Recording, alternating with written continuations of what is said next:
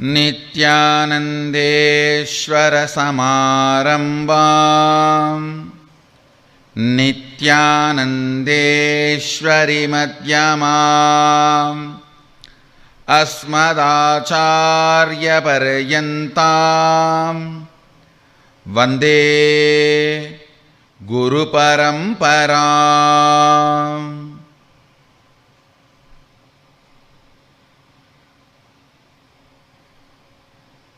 I welcome all of you with my love and respects.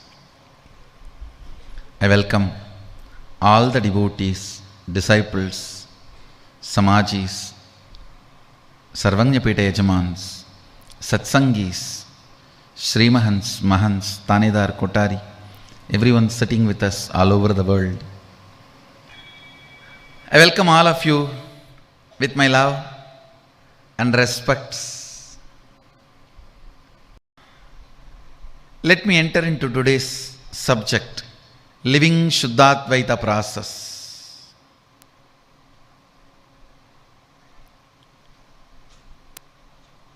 Listen carefully. Please listen. Come to the space of listening.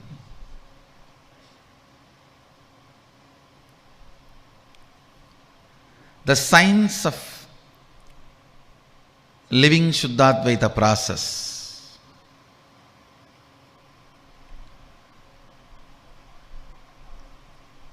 Today, the sacred secret science I wanted to share with you is mystery of the matrix. Listen. Jiva. Listen. The individual existence, perceptual,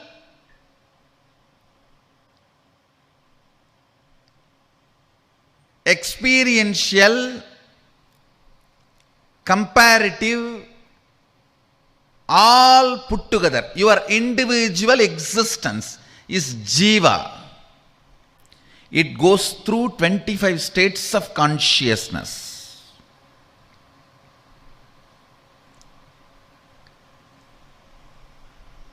From sleeping, dreaming, sleeping, waking, awakened, waking. Totally 25 various states of consciousness you go through as a Jiva. Jagat, the universe.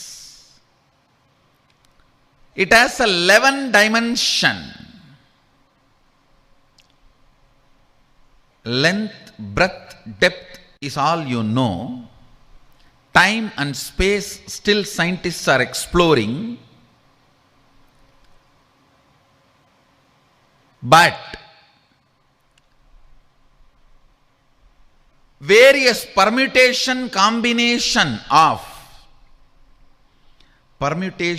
and combinations of length, breadth, depth, time and space forms 11 dimensions. That is the Jagat, universe. Sadashiva, Ishvara, who manifests as 5 dimension and unmanifest part of him. That is Ishvara. Listen. Jiva, soul. Jagat, universe. Ishvara, Sadashiva. The matrix between these three is called Sri Vidya. The knowledge of Sri. Sri means Adi Shakti. The knowledge of Adi Shakti is the knowledge which will liberate you from this matrix. Understand?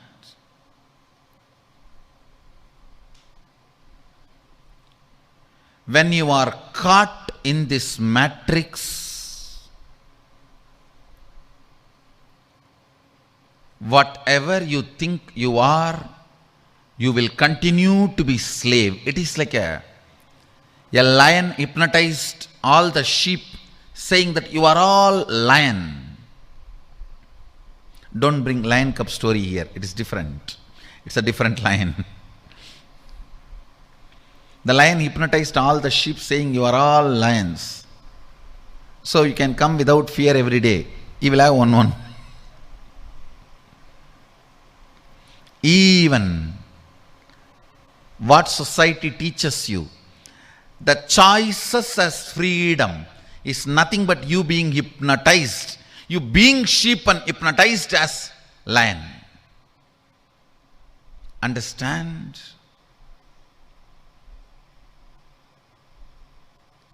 That is why Katha Upanishad again and again insists on right, not the pleasant.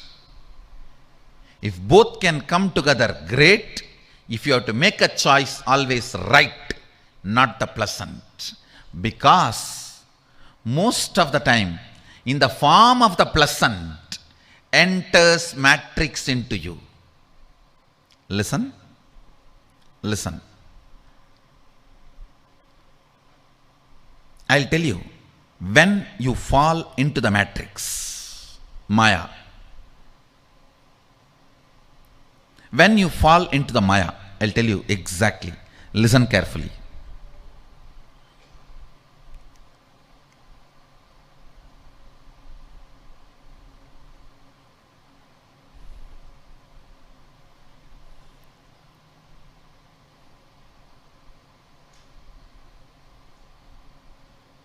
I'll give you this example. Listen carefully. You come and ask me, Swamiji, give me the way for enlightenment. I tell you nothing. Just have integrity and listening with the Guru. You will immediately be liberated. And you start thinking, oh God, integrity means I have to be completely in tune with what he is telling.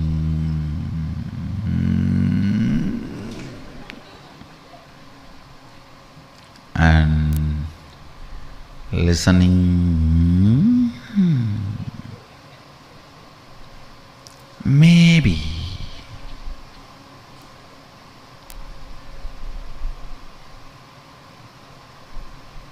I think I tried 2-3 times, it did not work out.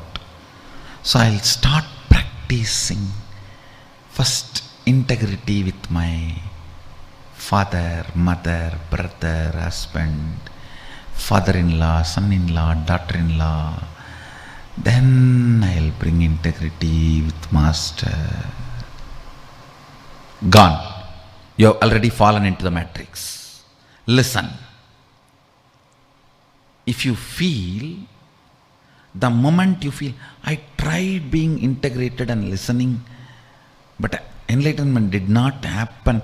When you come with that statement, when you come to that statement itself, decide, no, will persistence is the solution, not dilution.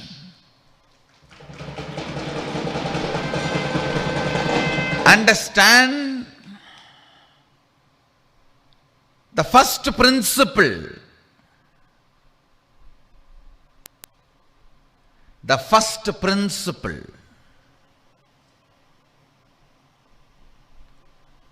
itself should be practiced with will persistence. The moment you feel you need a second principle, you have fallen into the matrix. Over. You have fallen into the matrix. If I say, unclutch now, I'll give you enlightenment. and you say, I tried unclutching many times, it doesn't work. So let me start the completion. I'll pen down all my pain pattern and complete one by one and remove all the load and do the catharsis, cleaning up. Then I'll come to the unclutching. Gone. You are under matrix. You are under Maya. The first principle.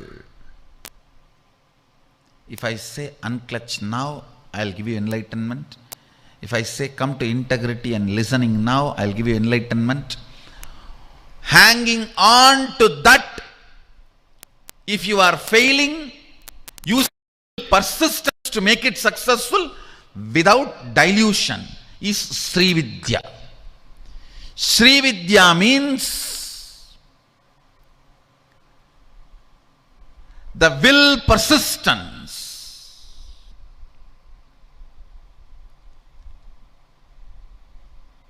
To master the mystery of the matrix, how this Jiva Ishvara Jagat is spinned around, how this Jiva Ishvara Jagat overlaps on each other, how this Jiva Ishvara Jagat coordinates with each other, how this Jiva Ishvara Jagat moves with each other. Whenever you do not compromise on the first principle, first word. For example, I utter Shivatvamasi. It means you are Shiva. Then you declare Sadashivoham.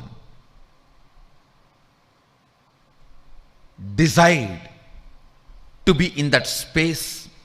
If you are missing, use will persistence to be in that space again and again.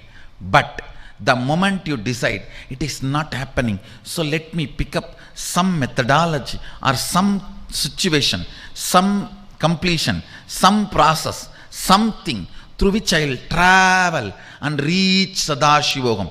Gone. You are under matrix. You are under Maya. Understand.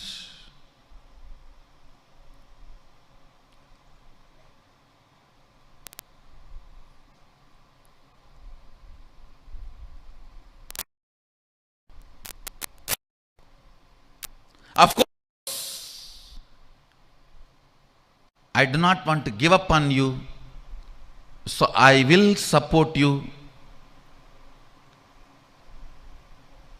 because I don't want you to disappear once for all.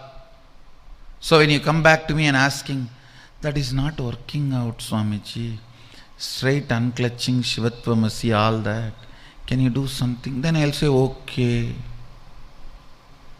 Come on now, sit and pen down all the pattern you have about money, wealth, health, sleep, boredom, tiredness.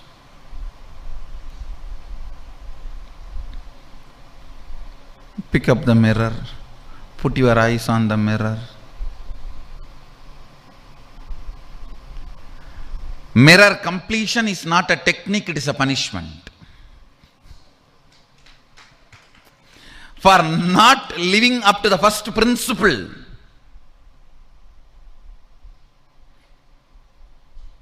All technique is torture, understand? All technique is torture. A person who has given the maximum number of technique is making this statement.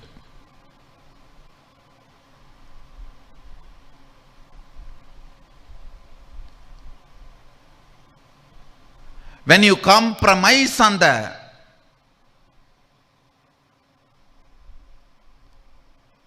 primary principle, first principle,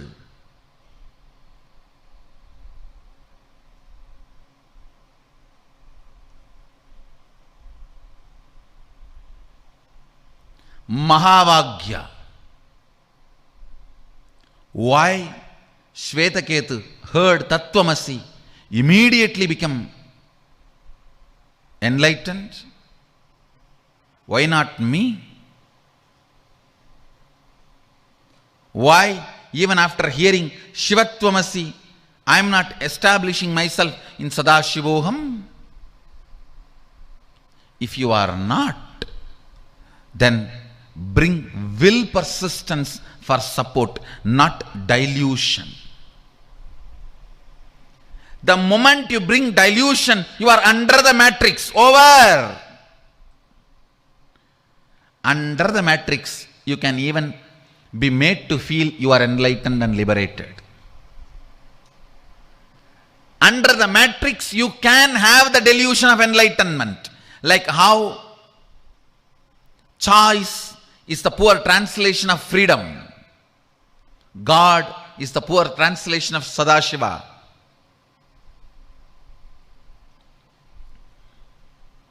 Siddhis, poor translation of, occultism, poor translation of Siddhis.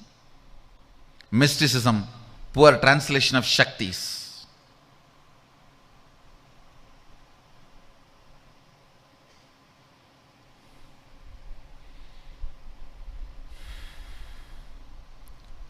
Religion, poor translation for Hinduism.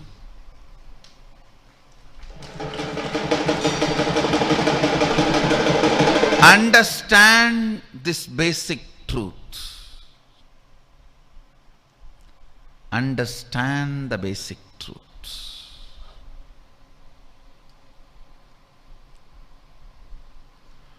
Do not compromise on first principle. If the first principle is not becoming reality to you, if the Mahavagya is not becoming reality to you, use will persistence to make it into reality, not any techniques to make it into reality. Listen. Mahavagya of living Shuddhadvaita process is Sivatvamasi from my side. Shivoham or Sadashivoham in your side. Mahavagya always is two. Tattvamasi from Guru's side, Aham Brahmasmi from the disciple's side. Shivatvamasi from Guru's side, Sadashivoham from disciple's side. In Vedanta, Mahavagya is Tattvamasi from Shiva's side, from the Guru's side. Both one and the same, it's okay. Tattvamasi from the Guru's side, Aham Brahmasmi from the disciple's side.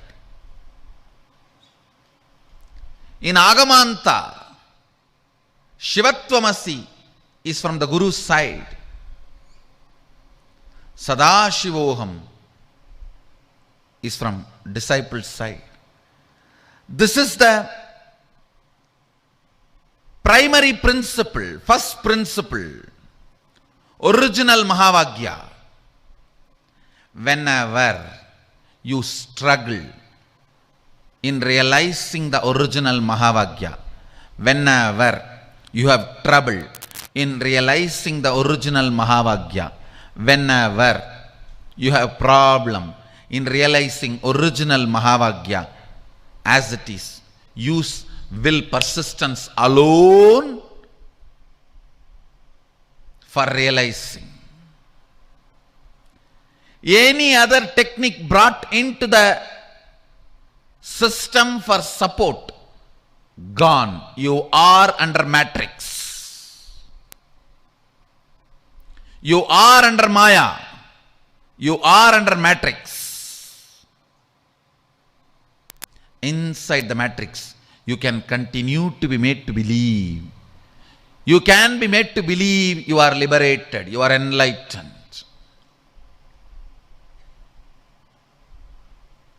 Understand? That is why I insist.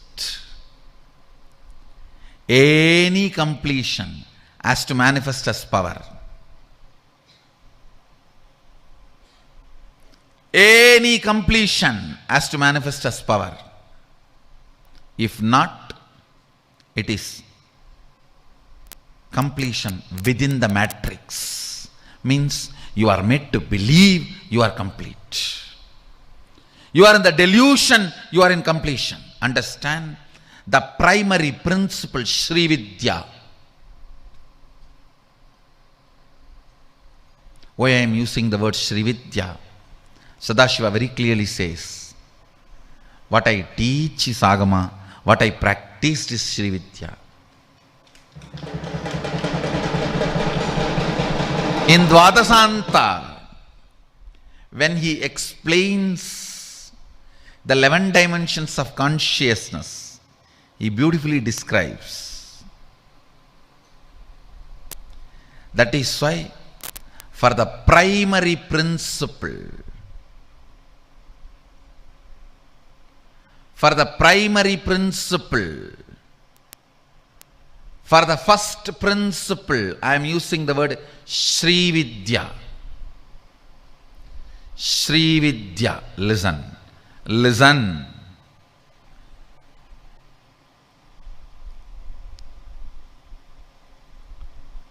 Look in. Do not allow the third statement formation in you when you listen to the Mahavagya. Listen. Now I am giving you the Mahavagya again. Shivatvamasi, Shivatvamasi, Shivatvamasi, Shivatvamasi. Decide. Sadashivoham, Sadashivoham, Sadashivoham. Any doubt? Any question? Any hatred? Any denial? Anything other than the first principle's experience, handle it with will persistence.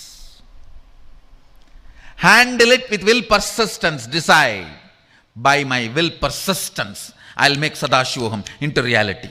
I'll break this matrix. I'll demystify the mystery of the matrix. I'll break this matrix by the will persistence, not by getting into any methodology, technique, process, which is inside the boundary of the matrix. If you are trying to use an agent to break a matrix, how foolish you are. The third statement, if you make, oh, it is not becoming reality. Should I go for completion, yoga, puja, all that? And then understand, puja is not wrong. Completion is not wrong. Homa is not wrong. Yoga is not wrong. But if you think that is, you are doing that for the sake of realizing the first principle as a methodology, because you are not able to realize it in the first place, then the whole thing is wrong. Understand, let puja happen from the space of Sadashivoham. Let yoga happen from the space of Sadashivoham. Let homa happen from the space of Sadashivoham. Let everything happen from the space of Sadashivoham. Not because you are not able to catch Sadashivoham.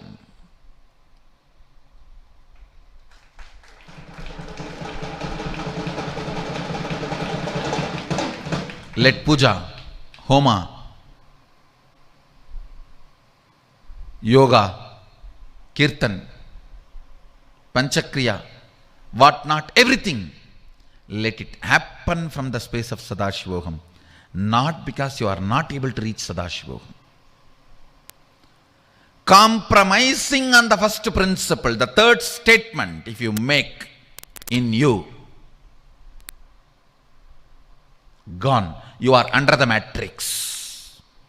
The first statement is Shivatvamasi and Sadashivoham.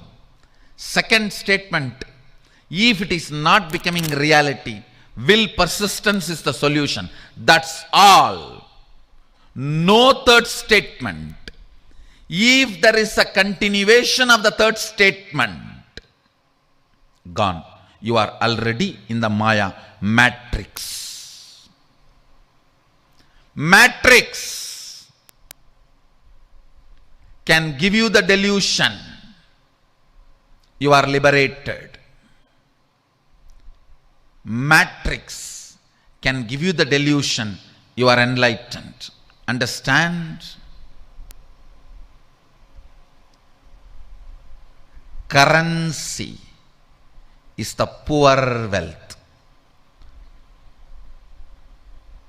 Whoever thinks currency is the only wealth and has only currency is the poorest man. Wealth means knowing clearly you have plenty of time and space and everything to do what you want and to live the way you want. To do what you want and to exist the way you want is wealth.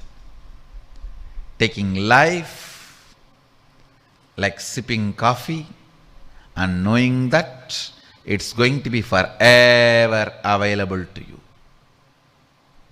That is wealth. That is wealth.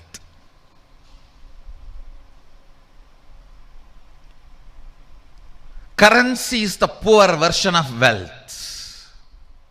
If you have only currency and you think you are wealthy, I tell you, you are too poor. You are too poor. If you are educated only in the schools and you think you are educated, be very clear you are uneducated. The kid who is educated only in the school is uneducated. Listen. The moment you enter into the third statement, you are under matrix, under Maya. And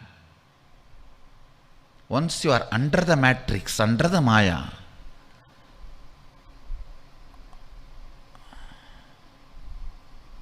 it is like you go and ask the agents, let me have wealth and somebody very important. What's the use? What's the use? No. No use.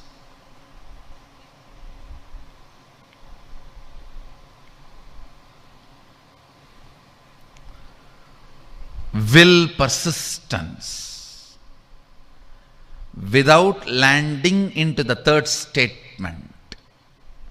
I'll repeat once more the first statement. Shivatvamasi from Guru's side. Sadashivoham from disciple's side. Or Tattvamasi from Guru's side. Aham Brahmasmi from disciple's side. This is the first principle, first statement. The second statement, if it is not becoming reality for me immediately, what should I do? Will persistence and making it happen. No question of third statement. If you allow the third statement, I think it is not, it is difficult, complicated, too much. It's going above my head. I will start from where I am. First I will do pranayama. Boom. And bend my belly, yoga. And do puja. And do completion. And with all this practice, one day suddenly Sadashivoham will become reality. No. The moment you come to the third statement, you are under matrix. Maya. Over. Inside the matrix. Even your liberation is delusion. If you are struggling with the first principle, with the will persistence, even your struggling is liberation. Even your struggling is living enlightenment. Understand, without falling into the Maya matrix, the third statement, even if you are struggling with the will persistence your whole life, it is living enlightenment. If you come to the third statement, even if you are doing the whole routine perfectly, you will not be able to, even if you morning yoga, Panchakriya, 5 o'clock yoga, 6 o'clock Panchakriya, 7 o'clock puja, 7:30 kirtan, 8 o'clock satsang, everything. You will only be under a delusion. I am not saying don't do all this. I am saying let all this happen, not by compromising on the first principle and moving to the third statement. No. Let all this happen by being in the first statement or second statement, not by being in the third statement. No. Third statement is the third-rate statement. Third strategy is the third-rate strategy. This is the Facebook status for all of you today.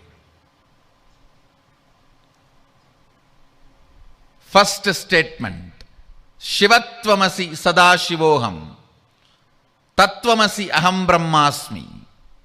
Second statement, if it is not becoming reality immediately, only will persistence, nothing else.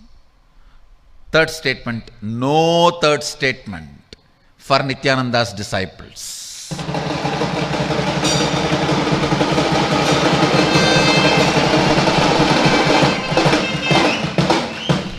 This is the Facebook status for all of you. This is the Vakyartha Sada subject for all of you.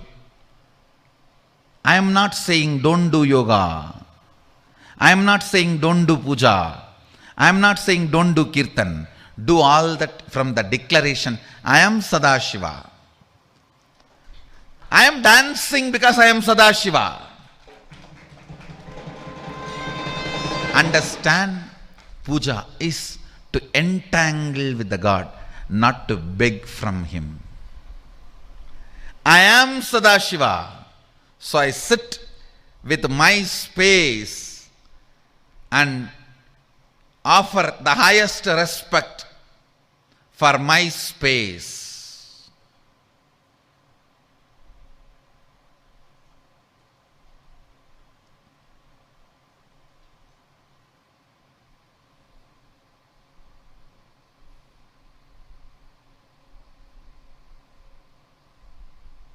When you finish the puja, whatever you offer to Atmalinga, the Nivedya, flowers, everything, put it in this body, saying, "Oh Prabhu, reside here and accept."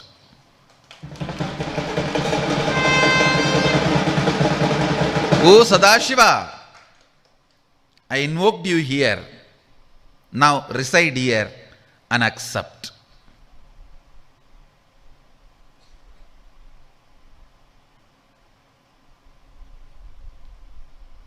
No third statement is the third statement.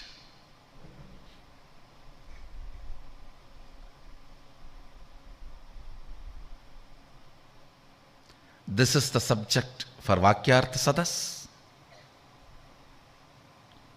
This is the subject for Facebook status. This is the subject for living your life forever.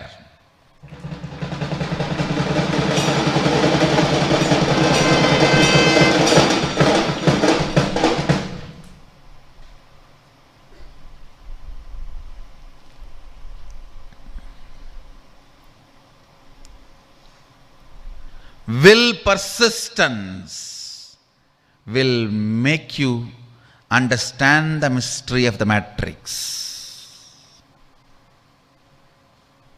will persistence will make you realize the mystery of the matrix. If you give up on, go to the third statement. All technique, all method, all kriyas, everything is under delusion, under maya. Anything which is under the maya, under the delusion, even if you feel liberated, it is only choice, not liberation. It's only choice, not liberation. Even if you see, it's only through two eyes, not through the third eye.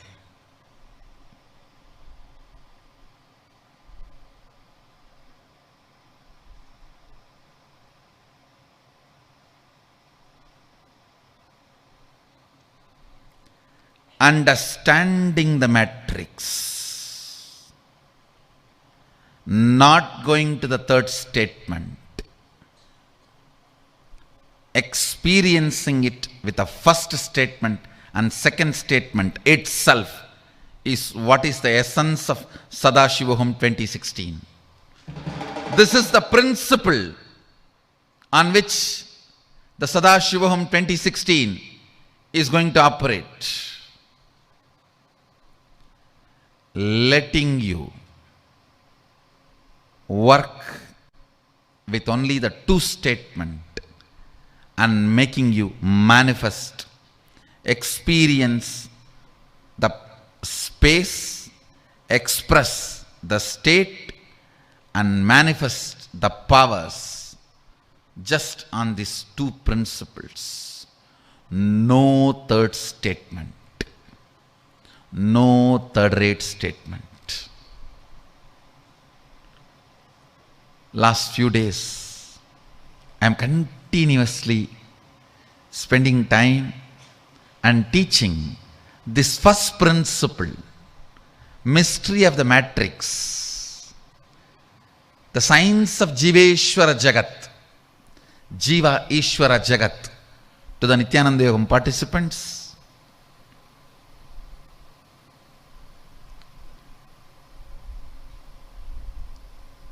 And I am continuing, even today, I am going to go back and continue to sit with them and give them more deeper mysteries, more deeper understandings, more deeper clarifications, answers, experiences. I wanted them to share some of the principles they heard from me with you all. Then I want all of you to send your questions.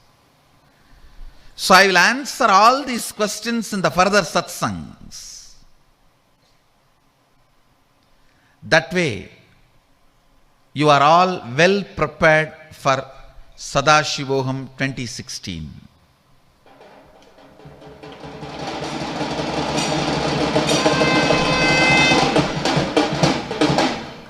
The matrix, mystery of the matrix,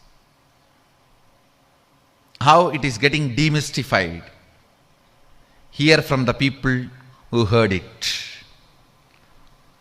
I invite the Nithyananda Yogam participants to come and share some of the understanding so you can have the right questions which I can answer continuously. So we will continue. Please understand, after they share, I expect your questions to be sent here and I'll go on responding to your questions in this satsang and further satsangs. So, the first principle is understood and experienced just with the will persistence without going to the third statement. Let's start. Sarvapriya. Thank you, Swamiji.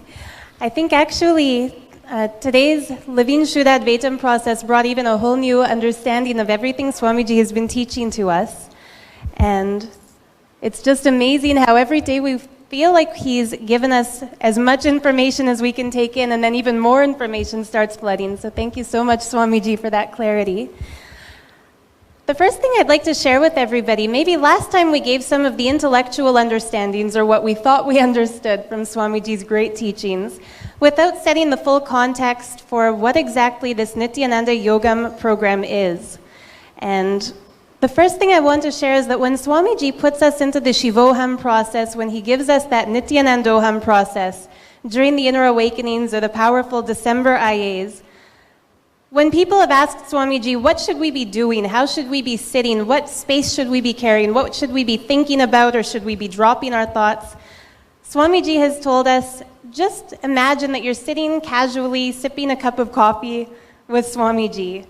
This Nithyananda Yogam program, we're not just imagining that, he's literally giving us that experience. And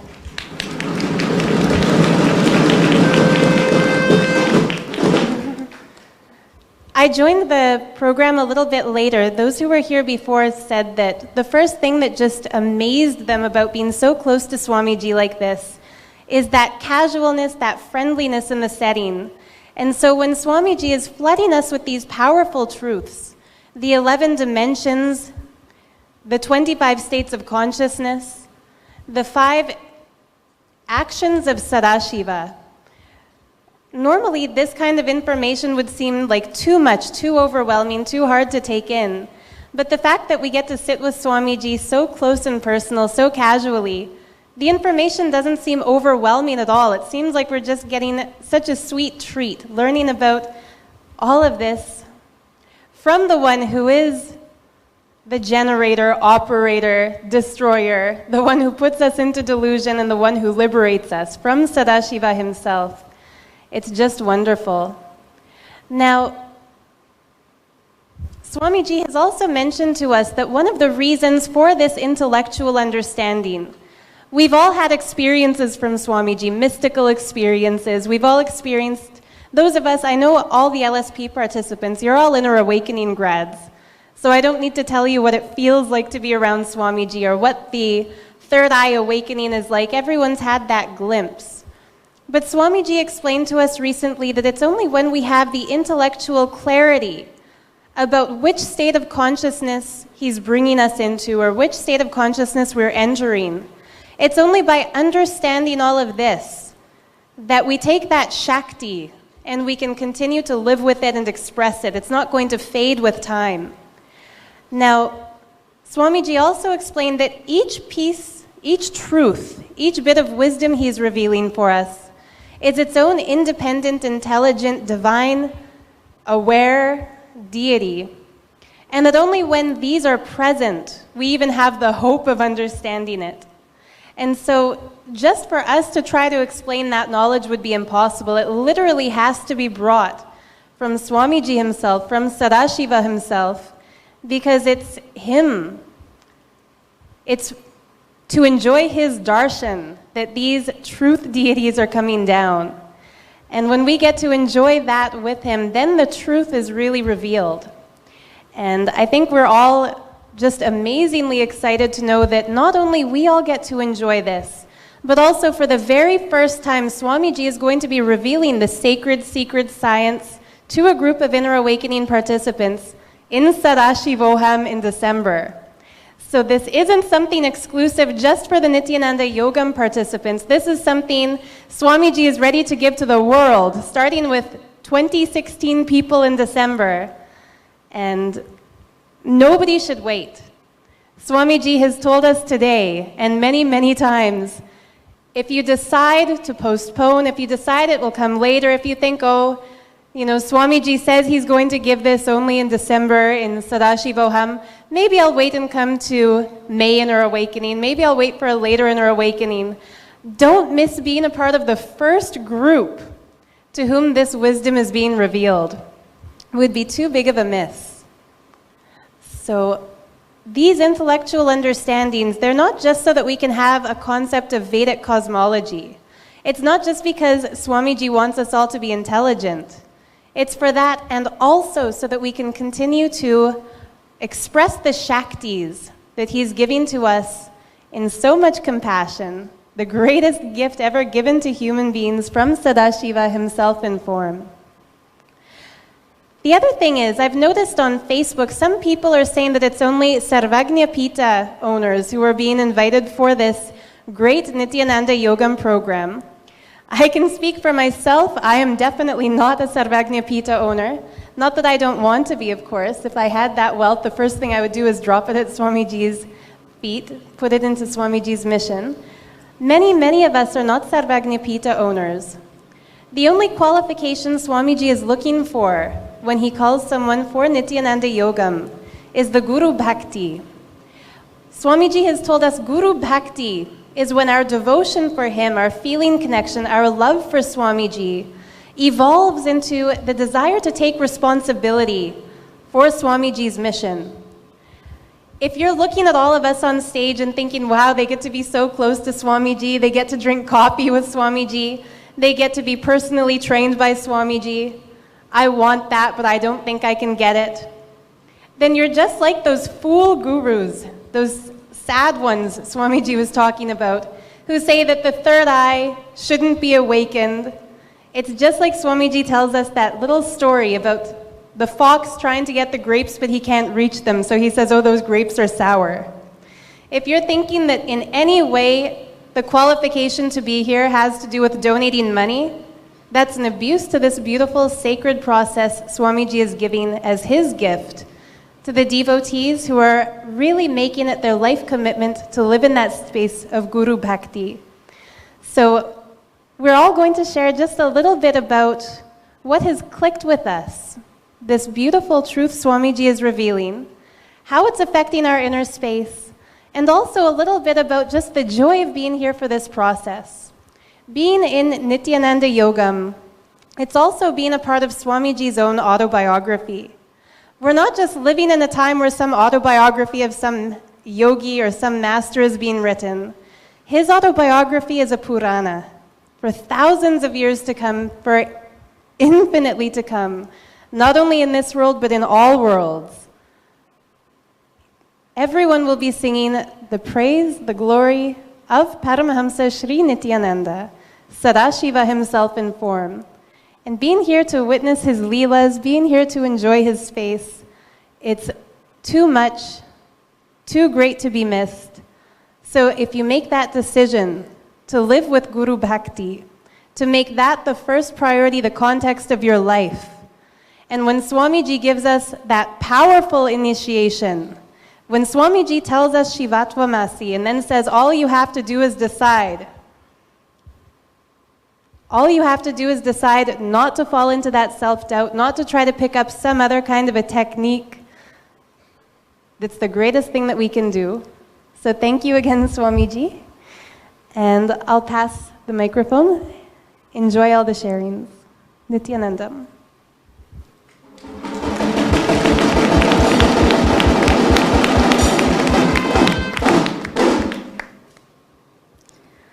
Nithyanandam, this is Bhakti Rupa. I am from Bangalore. First of all, I thank Swamiji for calling me into this Nithyananda Yogam program. It's the best thing that has happened into my life. So before sharing what all the clicks I had with Swamiji, I want to share the most thing I enjoy about Nithyananda Yogam. So fortunate to see Swamiji every day when he goes for a morning walk or coming for the satsangs. He just comes down and touches the 2 trees in his quarters with so much love. The whole tree responds to him. And every day, meticulously, the amount of love he showers, these are all the glimpses that can never be taken away from your inner space. So that is the most thing I enjoy of Nithyananda Yogam. Just every day waking up and the first thing you see is your Guru. So what more you can want after that?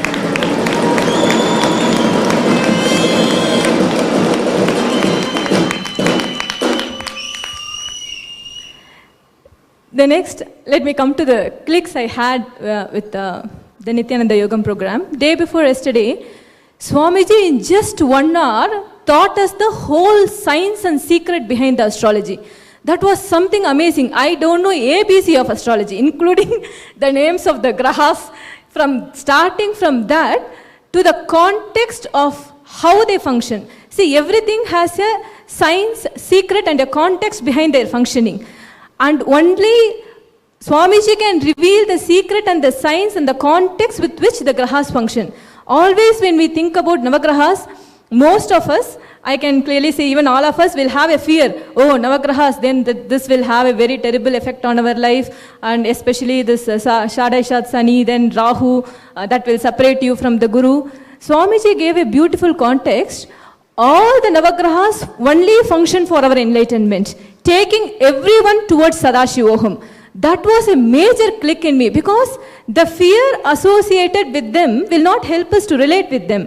But even the grahas, in spite of my fear towards them, still they work on us. Just Swamiji clearly said that if you are struggling with one pattern, which you are finding it hard to break, then, and if you are dumb enough not to listen from Swamiji, then crudely the life needs to teach us to break that pattern. At that time, these grahas come into play. So, I have always had the question, I have Swamiji in my life, so I don't think any graha will affect me. True, none of the grahas will affect me as long as I am integrated to him. That was the biggest click I had. Just because we are hanging around Swamiji, we cannot come to a conclusion that, no grahas, no ill effect will not affect me. As long as we are integrated to him, only integrity with Master, that only counts at the end of the day. Then no graha will affect us. Especially for me, now I can share my personal experience. I am having that Shadaishat Sani transition period. And when I was sharing that with Swamiji, he said that, good that you are around me at this time. And he said, the Shani, the graha, his role is to make a person accountable. So, whatever the life situation he brings into my life is just to make me accountable, make me responsible, make me integrated. So he said that now I am making you accountable, so you need not worry about it. So Master gives you the teaching, helps you break the pattern in a sweet way with a lot of love, with the anesthesia of love, as Swamiji says, he performs that surgery in us. Either we can be integrated and learn that way, yes, we can learn from the ferocious way of how the life is going to teach us. So this was something that was a very great click, that everything in this world is functioning just for me to reach the space of Sadashivoham. That was an amazing click, Swamiji. Thank you so much for that.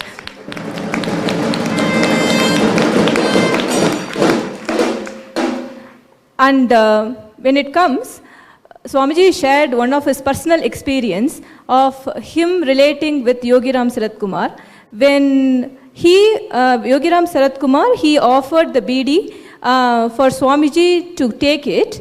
Swamiji neither said yes nor said no. But there was a pause. There was a delay in saying yes. Before he even said yes, the BD just came to touch the fingers of Yogiram Sarath Kumar, and he dropped it. And Swamiji said that few seconds or that delay costed me 2 years of my tapas. Means cosmos, he also said, cosmos opens a door. If I have taken that BD then, I would have been enlightened then and there, and 2 years of my biography would be advanced. So whenever cosmos opens the door, we should be ready to take it. Otherwise, we don't know how many years we will miss. So Nithyananda Yogam is such a big door Swamiji is opening. It is our freedom to take it, and if we are intelligent, we will take it. Because if this door closes, we don't know whether Swamiji says cosmos will never open the same door. Many other doors may open, but it will not open the same doors. So it is the biggest blessing to just be around Swamiji, to learn, imbibe many truths which we can never, if you are intelligent enough, sitting in the discourse, we can learn. Otherwise, just seeing Swamiji around will just penetrate you so deeply, there is no way you can escape from the truth and the right cognition that happens in you. And yesterday I asked Swamiji, how can I make these truths deeper in me? And he said, I don't trust you. I will put the truth deeper in you and send you back. Don't worry about it.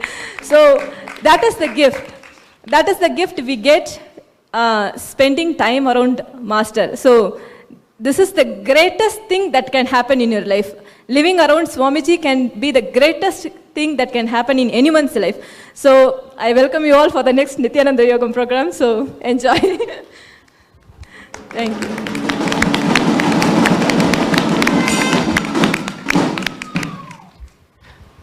Nithyanandam, Pranam Swamiji. My name is Ravi Kiran. I am from Davangere, a place nearby in Karnataka.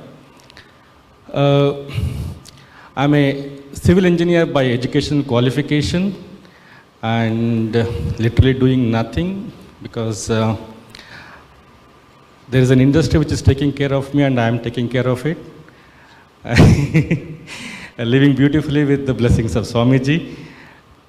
And I'm married to Renu, who is a homemaker and who is also a Nithyananda Yogam participant along with me, and with such a beautiful group of so many Nithyananda Yogam participants who are here, enjoying every moment. And I have 2 children. One is Riddhi, daughter, a science graduate, and who has become an Adinavasi immediately after her graduation. And my son Ribhav has taken into sports after his 10th standard with the Swamiji's blessing, because Swamiji said, as always says, education is too shallow. So we are perceiving our life in a different way. Just a couple of days before the Guru Purnima, I had a phone call. It's a very loving invitation extended from Swamiji to come and live around him for 3 months, from Guru Purnima to Navratri. Don't know what is the program is, and all I was told is Swamiji wants you to come here, live around him, observe, learn from him, and he wants to train you. So I don't know what he wants to train me in what, but I don't know. As now, in that, after almost 2 months are coming up, and as everyone is saying, I think the one right decision I made was saying yes. When the call came,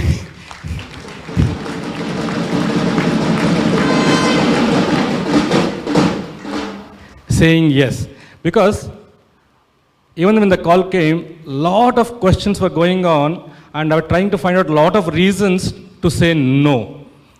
And it took literally 24 hours to find out the reasons to say no, but someone very close to me, it's my son who advised me that if you don't go to this program, if you don't take this, it will be the costliest mistake that you are doing in your life. I said, my God, I don't want to do that kind of a costliest mistake. And I'm here. And here, we are all, it is, if I have to describe this program, there is no structure to this program. It is totally non-structured, but very, very intense and happening so casually. I don't know how you can understand this. It's our experience, definitely, but I don't know how you can understand this. This is what is happening to us. And I can say it is the constant, continuous initiation which is happening to us. And in satsangs, I can say Swamiji is sharing a lot of truths, and he is only throwing it to you, so that you have to catch something. If you miss, it's gone. If you catch something, you can do something with it. But here, literally, Swamiji is pushing all these truths into us, inside us, so that even he's not giving us a chance to vomit it. So that's why it's not coming out of us, so that to share with others. But what I'm saying is, yeah, the truths are inside, the digestion is happening, deeper understanding is happening, and deeper understanding is happening, and it is like we are getting prepared to when we go out, I don't know what we're going to do. Definitely everyone is equipped and prepared so that when they go out, the way they express and the way they do the things, it only to be seen and witnessed. And I'm so excited to see that how it's going to happen. And some of the intimate moments are happening in this Nithyananda Yogam participants. You know, you can see that we are just sitting at the feet of Swamiji. And we are doing it, we are sitting like this almost the whole day for last 2 months. If any one of you has the experience of sitting with Swamiji in a Pada Puja for the 35 or 40 minutes, that the experience that what you had in his being in his breathing space, that literally every one of us is having, being at his feet, so casually the things are happening. At least in the Pada Puja, you're sitting with intense and some clothes with folded hands and all those things. But here, so casually that is happening and we're experiencing it. To explain, in the courtyard when sitting with Swamiji, in the last couple of days, this is during the Ganesha Chaturthi, there's a Ganesha statue and Swamiji is sitting there, Sadashiva, father of Ganesha as we all we know. And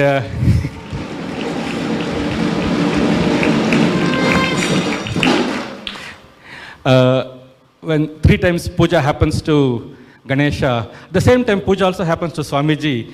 And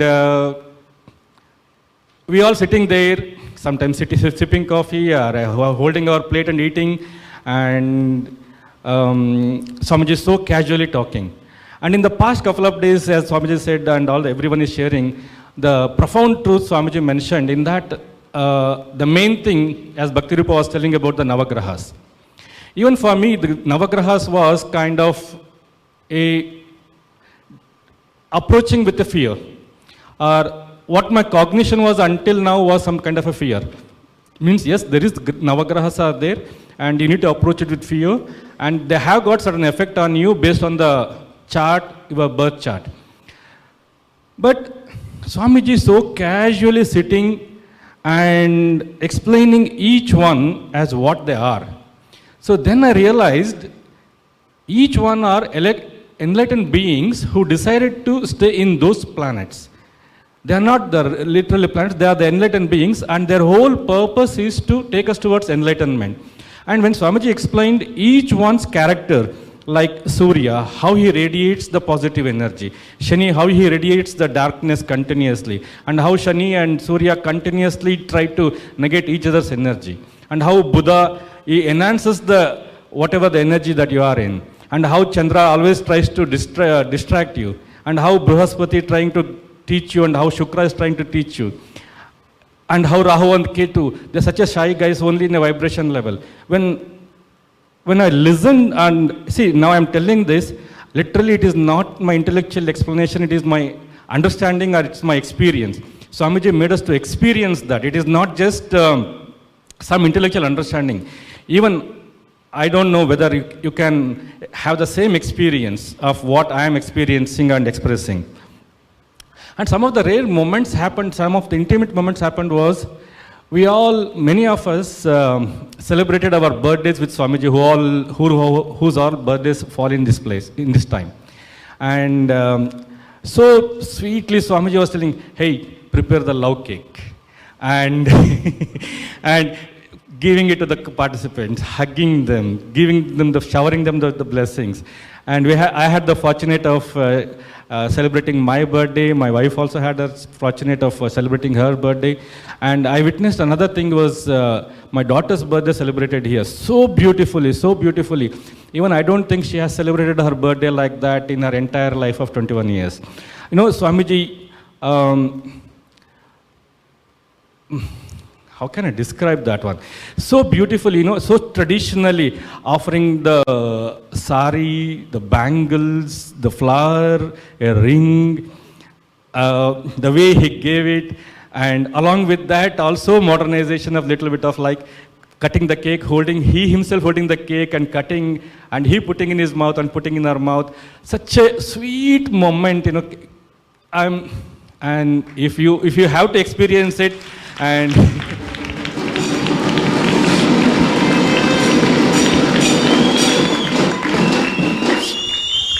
if you have to experience it, you need to be a Nithyananda Yogam participant. Definitely, even being in inner awakening, also if your birthday falls, I don't think that kind of a thing will happen there, because it's my experience. And I'm coming here for last 11 years. Since 2005, I'm experiencing Swamiji with so many programs. I did NSPs, ESPs, the first Inner Awakening, the LB 3 months program, a 48-day LEP program, traveling with Swamiji for Himalaya trip, Kailash trips, Varanasi trip, and also being in Ujjain. And this Nithyananda Yogam is the program which is taking us to a different dimension, because I have not experienced in my entire 11 years this kind of intimacy and this kind of intense program which is happening, because it is a constant initiation which is happening. And so Swamiji, he is teaching all of us to live the tattvas. And here he is making us to live the tattvas so beautifully, and I'm literally seeing that my mind is dying away. It is fighting its last battle, where it is sure that it's going to lose its existence. Though I'm seeing that some fight is happening, that is also true. And in this last few days, when Swamiji was explaining about this matrix and all, some of the questions, like one participant casually asked this question, for that Swamiji explained the definition and the time factor so beautifully for several hours. And some of the questions like we had, when a participant asked the question about the self-doubt that the person experiences, Swamiji explained so clearly where in that consciousness matrix, where you have got stuck. This is where you are operating from. And when somebody shared, Swamiji, I know something is definitely going to happen, but there are a lot of obstacles, but I'm sure that it's going to happen. Then he explained where you are anchored at. And when he said where you are anchored, when he said where you are operating from, it is not an intellectual understanding, I experienced it literally. And apart from that, there is one more question, like Swamiji casually mentioned, during the Mahabharata, when Pandavas are in 14 years of exile, they say Arjuna went and did tapas for 120 years and took the Pashupatashta. So where is 14 years and where is 120 years? And Swamiji explained at that time how the time happened for him for 120 years, where literally it has happened. And when Swamiji explained, there was no doubt actually in my mind, and I experienced it literally. And what can I say is, one should be aspiring. That's the only thing I can say, is to come and be a part of this beautiful Nithyananda Yogam program, which Swamiji is doing. And I do not know what is storing for me today after this program, and what is going to teach us, and what after almost 1 month, what we will be capable of becoming. One thing I'm seeing is, everyone is becoming so capable and so eligible to carry forward. As Swamiji said in the beginning, one word, I'm looking for beings through whom I can manifest. So I'm so eager to see that how the manifestation happens, so that I can experience and enjoy that one. And this opportunity is there, I think, for most of them. And when I look back, who are all the beings can have this, is they are only the chosen ones. It is not my choice, it is not somebody else's desire to be here. You have to be a chosen one.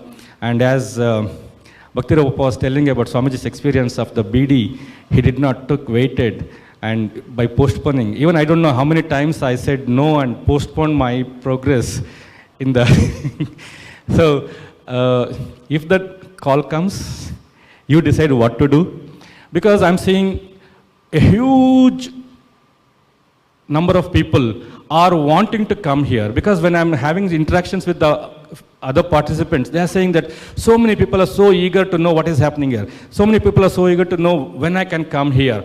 And I'm seeing a huge wave is creating, a huge tsunami is creating, which is going to be the future of Hinduism, to take this Swamiji's message forward.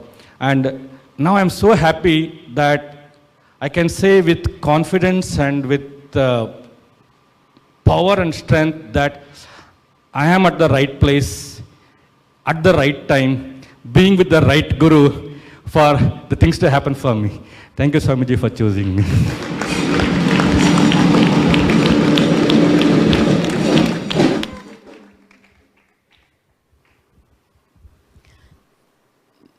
Nithyanandam. My name is Nithyananda. I am from New Jersey. And I had already decided to come here with my two kids to bring them to Gurukul. And I booked my tickets for it. And what happened is, a day after I booked my tickets, I got a call to become a Nithyananda Yogam participant. I hesitated for a minute because I knew I had to change my plane tickets, the return dates, etc. But after that minute was over, I just simply said yes. And today I'm here. And I really want to thank you, Swamiji, for this. I'm planning to stay further. Yes. The person who was thinking of how to postpone the ticket is planning to cancel the ticket.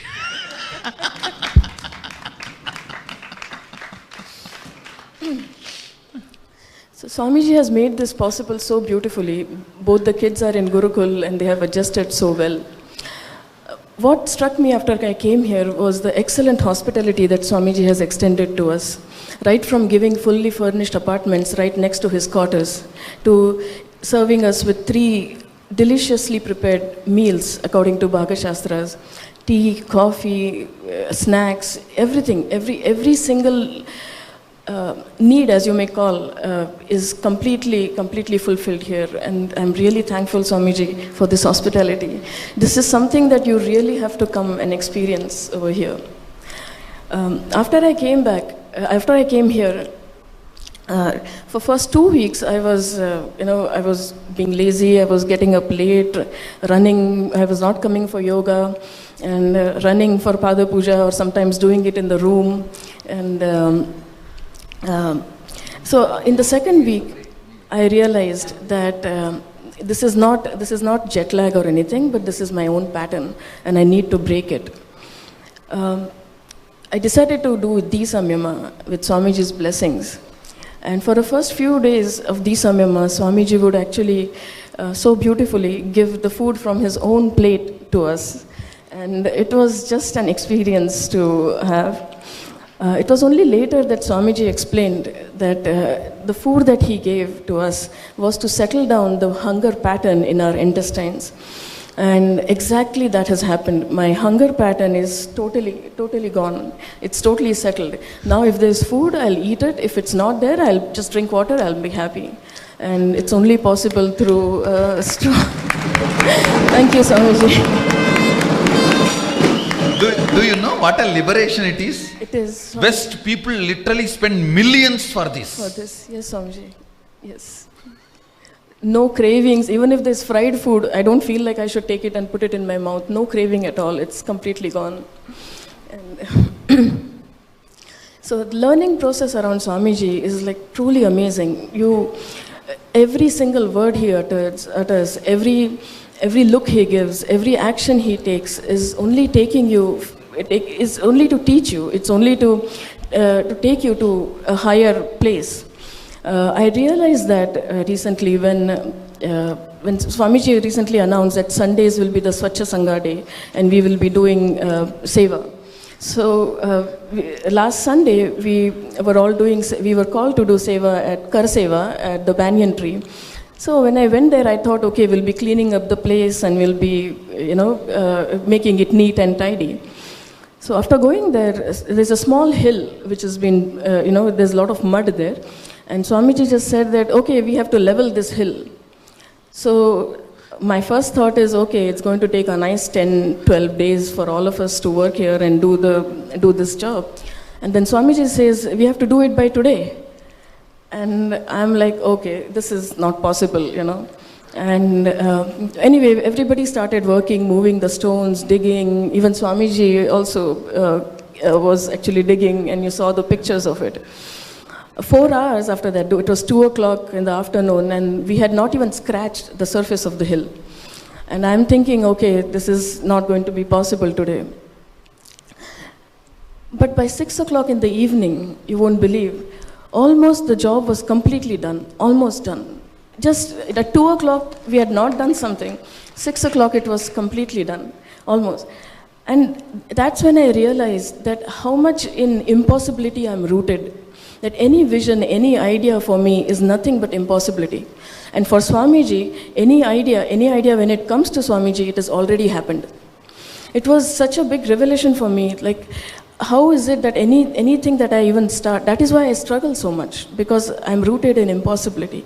So this was a valuable experience that I learned experientially from Swamiji. And so this was a very strong experience during Karaseva that I had last week. When Swamiji is explaining to us all the deeper dimensions of the cosmos, the mind map of cosmos, the 11 dimensions, 25 states of consciousness, everything. He has made it so easy. To give you an example, Swamiji had previously explained about these 11 dimensions and states of consciousness. But for me, I could never comprehend what are 11 dimensions, what could be 11 dimensions. There was a mental block. I couldn't take my thought process beyond it. But this time, he just made it so easy for us to understand that even I was able to get what the 11 dimensions are, how we also exist in all these dimensions, how these dimensions are not like watertight compartments, they overlap each other and form the net, form the matrix that Swamiji was explaining so beautifully today. So this thing, I can surely say that we are not learning only through our 5 senses. This learning is happening at a totally different level. It's like our being is being opened, our DNAs are opened, and that information, that understanding is just inserted into us. So thank you, Swamiji, for this experience. Swamiji is giving us a lot of time. So just staying around him, just sitting with him, sipping coffee, as people were saying, it's just such a beautiful experience to connect with Swamiji.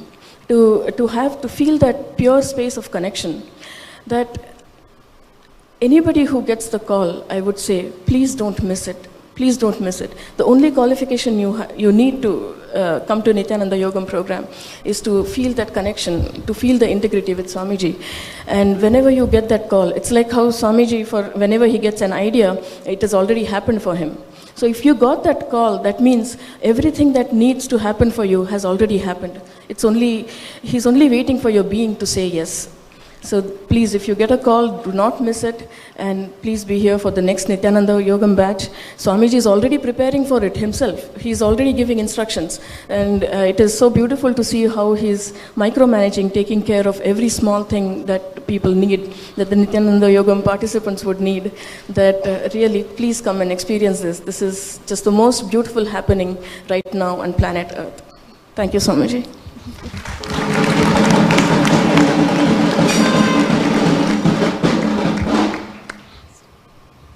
Nithyanandam, my name is Vaibhav. I'm an entrepreneur and business owner. When I got the call to come for the Nithyananda Yogam program, it was just a few days before Guru Purnima Day. And I got the call from Birdi saying, Swamiji selected a few people to come and do this program. We don't even know how many people and what's the criteria. Why don't you come and look at it? And as soon as I cut the call, when I hung up the phone, I'd already decided that I'm going. And then I went and told my family members that, I'm going for 3 months to sit in Swamiji's presence and attend the Nithyananda Yogam program. The very first night itself that I had reached here, I remember Swamiji had called us to his courtyard and we're all sitting around him. And he said, tonight I want to spend the night with these guys, just get coffee for everyone. So we're just sitting in the courtyard and having coffee and so casually talking about everything and anything. Whether it was that deep intellectual understanding, which, logically you understand something, or it was that feeling connection that you have, the experience from that, all of it was just so casually put into us. And it's something that you don't get anywhere else. In the past 3 days, Swamiji has been explaining about the 11 dimensions, the 25 states of consciousness, the Navagrahas, and all these things. What basically the fabric of existence, the entire universe, how it was created, what the principles are based on, all these things so casually, Swamiji has been explaining it to us, and we've just been sitting there, not only understanding it intellectually, but experiencing it, like as if we ourselves are witnessing everything. And it was so amazing how Swamiji explained that we have Earth and the Sun and the planets in our solar system, the whole Milky Way galaxy, the other galaxies, different beings like the Munis, the Ganas, the Rishis, all existing in all different dimensions, and how all these beings, some beings are of a higher state of consciousness, some beings are of a lower state of consciousness. And then Swamiji explained about the standila, the spindle on which all the 14 lokas exist, and how every being in any galaxy, whichever dimension they exist in, whichever planet they are in right now, whatever dimension it may be, they all have to come to Earth, to this planet Earth, to change that level of consciousness, whether to move higher or lower, to take that human birth, to take this human state, to come to achieve enlightenment if they are not yet enlightened. So how many births would we have taken to just reach this place? How many births would I have taken to get that call to say, please come to Nithyananda Yogam program?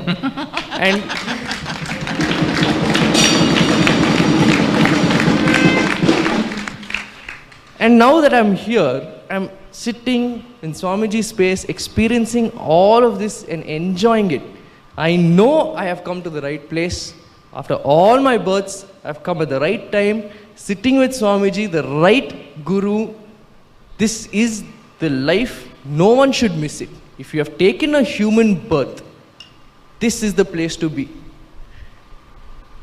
You cannot miss it. And also, everything that Swamiji has been revealing is nothing less than modern day Upanishads. Swamiji said that, you know, how it is just the modern day Upanishads. Everything, the revelations from Sadashiva himself coming to all of us, and we are accepting it and enjoying it. And all these, in the few days that Swamiji was explaining about the dimensions and the states of consciousness, in his own handwriting, he had written and made a few charts to explain it to us. And these things are going to be preserved for hundreds and thousands of years, because it is handwritten by the avatar, handwritten by Sadashiva himself.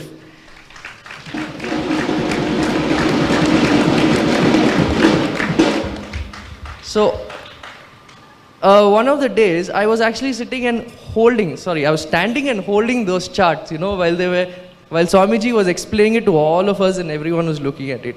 I didn't want to leave that chart. It felt so good, just knowing that something that is going to be preserved, that is going to be a part of history, and it is right now in my hand.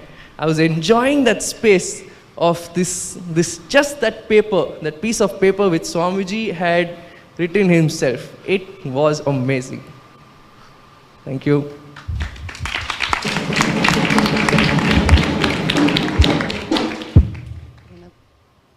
Pranam Swamiji, Nithyanandam everybody. My name is Dr. Srilekha and I'm from Bangalore. I work as a pediatrician, and 2 months ago we got a call saying that we've been invited for the Nithyananda Yogam program, and it's just about living around Swamiji, see how he works and just being there and enjoying him. The first response that happened inside was a big yes. And then in 3 days' time, we were here. How could I miss out on this greatest blessing of living around the Master? That was the only context I held. And for anybody who feels 3 months, let me tell you, 2 months have gone in a jiffy, and I hate to think that I just have 1 more month left, and then the program is going to be over. It so happened that in the middle of the program one day, we had to go home for some reason, and the next morning when we came back, my doctor says, "Home, sweet home." It's so nice to be back home when we stepped into the ashram. And she was exactly voicing out my own feeling, and I'm sure every single one of us here would vouch for the same experience. It feels so homely out here. The way we were welcomed and received by Swamiji was so beautiful. It just felt like I always belonged here. I always belonged here. The kind of freedom that he gave us, even in setting up our apartment. He gave us the freedom to go choose the furniture, all the decorative items, and every single thing that we would need, because he said, after all, you guys are going to be here for 3 months, so you have to make your stay comfortable for yourself. The free hand that he gave to each one of us was something so beautiful. And it is literally like he has housed us all in Anandapuri. That itself is such a great honor when you know that God in his physical form is just staying across the compound wall. Most days, you wake up to his guffawing laughter that's happening there, and you just know the first thing that you would be doing when you wake up in the morning is seeing him. Knowing that you're just one compound wall away from God in his physical form actually deepens that his own presence in all our hearts. And that is such a beautiful blessing, Swamiji. Thank you for that. To seal the whole experience of Nithyananda Yogam, Swamiji gave just one word the other day. He said, all you guys are in Samipya Mukti with me. He explained, experiencing the divine in his presence, like how most of the ashramites are doing here, like staying in the campus, is Salokya Mukti. The Yogam participants, the Nithyananda Yogam participants who are just living in my breathing space all the time, you guys are experiencing the divine from the space of Samipya Mukti. The few people who take up my responsibility and execute it are in Sarupya Mukti, and you becoming one with me, melting into my whole form, is Sayojya Mukti. What better blessing for a human being than being in the space of Samipya Mukti so casually, just by saying a yes when the call comes. It is such a huge thing. It is literally that we live around him all the time. We move with him all the time. And I would like to share a very beautiful mystical happening which we were blessed to be a witness to. Ailing old devotee from Bangalore passed away, and Swamiji, from his space of immense compassion, decided to be there in person to liberate him. And he said, all you guys, Nithyananda Yogam participants, whoever wants to be there, just come with me. And we all jumped into the cars that were leaving to Bangalore. And he said, carry your puja kits. We sat there and offered Guru Puja and Shiva Puja, while Swamiji so casually sat by the body of the deceased and did whatever he was doing. In the last 7-8 years that we have been around Swamiji and offering the Guru Puja, the experience was something that I cannot describe in words. And following that, when we came back to the ashram, we got to know what exactly had happened and why each one of us experienced that beautiful space.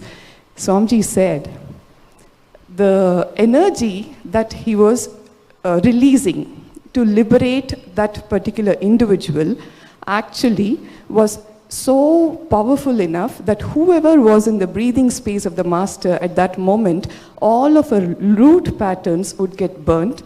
That was one. And the second thing was, as the process of liberating the individual was happening, the Shiva himself was there in his form and doing the process. So when all of us were performing the Shiva Puja and the Guru Puja, we have actually offered it to Sadashiva himself. And each of our Atmalingas have been energized to the space where authentic daily puja of 10 years would cause that kind of an energy in the Atmalinga. That has happened in those few moments. Every single moment around the master is so precious, and you never can say what is coming up next.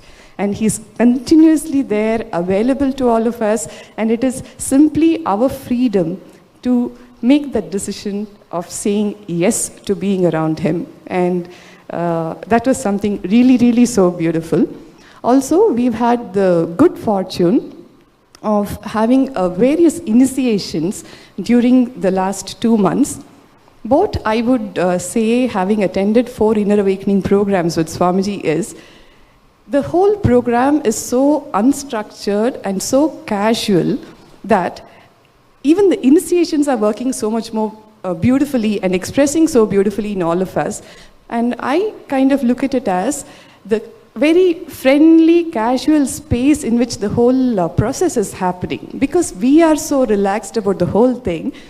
When the Swamiji has taken the third eye initiation to the next level, where he's preparing a Gnananjanam. Gnananjanam is burning a pure cotton wick in pure cow's ghee, into which Swamiji will instill his bioenergy. And this Gnananjanam on the third head and both the eyes, and then so many powers just start expressing casually, including remote vision. Sitting here in Bidadi, we are able to scan the houses of fellow participants who are from the US, including details of how the entire layout of their house, all the deities in their puja room, the jewels that the deities are wearing, and it is simply so beautiful. Remote vision is just happening so casually. The next level of initiation, Swamiji said, you need to apply the Gnananjanam on the betel leaf or the banyan leaf, and whatever question the fellow participant asks, the answer just appears in 2D and 3D. Sometimes it's a picture and sometimes it's a video. I personally could scan what my husband was doing back in Bangalore, and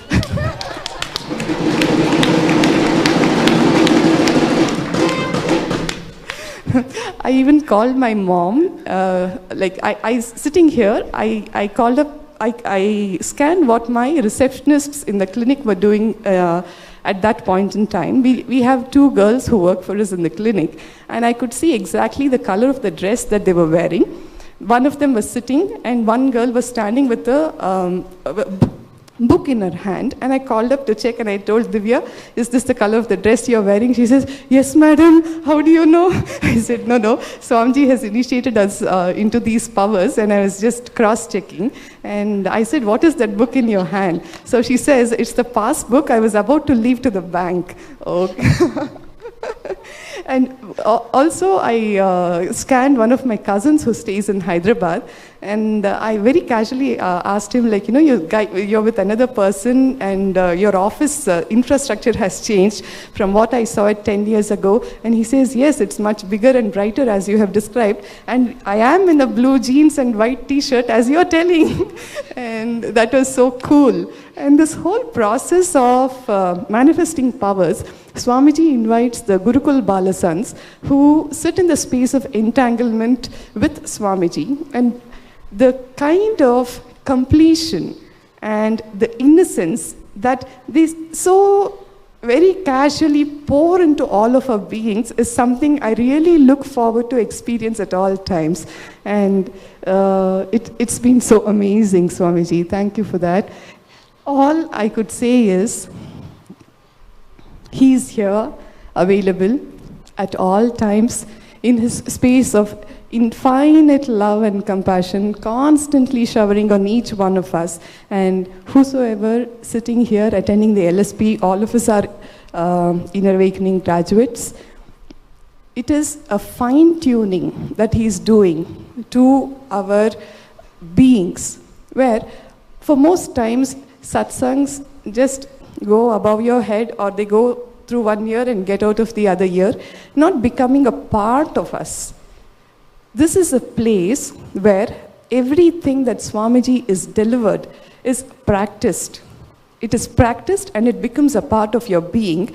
And the overwhelming nature of the truths delivered, or the impossibilities that we experience when we are out there, is just so beautifully taken care of in this friendly, casual ambience.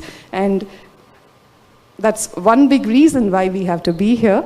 And I welcome each one of you to come and experience the space of Samipya Mukti with Sadashiva when he's here with all of us in his physical form. Thank you very much.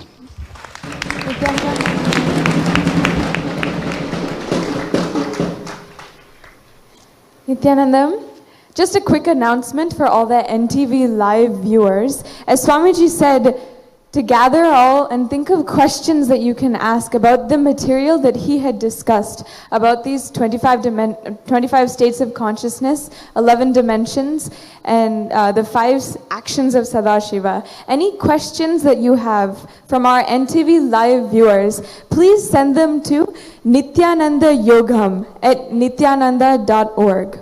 The email address again is nithyanandayogam@nithyananda.org. Thank you.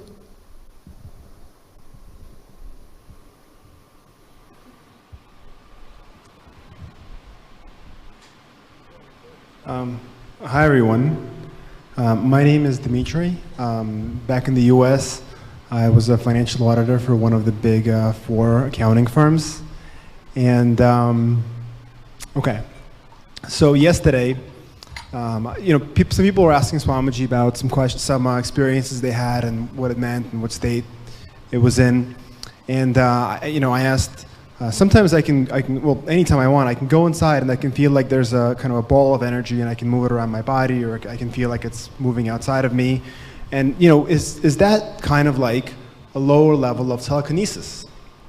And I actually don't remember if Swamiji said it is or it isn't, but he said, you'll be, you will achieve that. You'll be able to do it.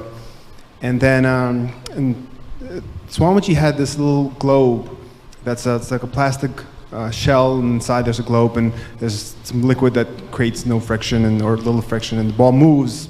If you just spin it a little bit, it'll move for a long time. And so shortly after Swamiji told me this, he had the ball sitting by his feet. He was sitting up, and there was a little cushion on the floor, and the ball was there. And it was spinning, and all of a sudden Swamiji said, "Hey, this ball's been spinning for quite a long time." And so everybody's like, yeah, and and so maybe for a total of, I don't know, an hour, this little ball kept spinning inside, and I was watching it so intensely, and maybe like an hour afterwards it stopped. And then I tried it myself. I took it, I whirled it, and maybe like in a minute it stopped. So, and so one thing is that to be able to see something so beautiful, that experience is incredible. Like just to be able to see that was kind of so magical and inspiring. But also, it's the kind of love Swamiji has for all of us, that this is incredibly fulfilling for me.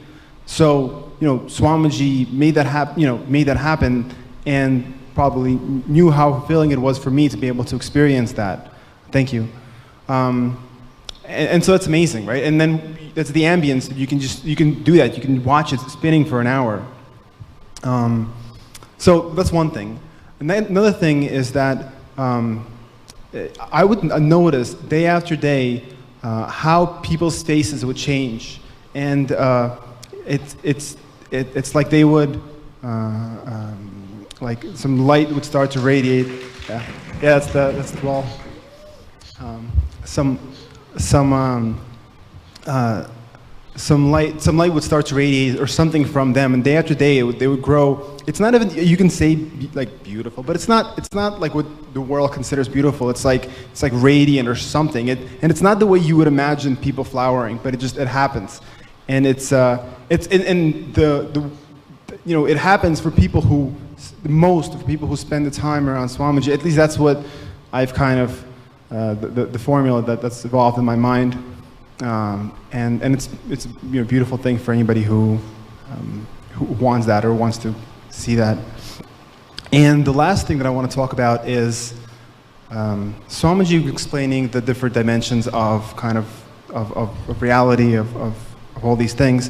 And one of the things he talked about is length, breadth, depth, where length is like the sound that, because it has just like a period. I guess that's how I interpret it. Breadth is things you see where there's a change. And then depth is your inner space. And it wasn't just the explanation, it was also the experience. It was such that I clearly saw it. It was very intense. The one visualization, second visualization, as Swamiji explained it. And so now when I can, it's like sheets of paper inside. So I can look, okay, depth sheet of paper, all this stuff happening, okay, I can just make it quiet. And so it's beautiful and has a very exquisite utility. So that's it. So that's all I wanted to say. Thank you very much. Thank you, Swamiji.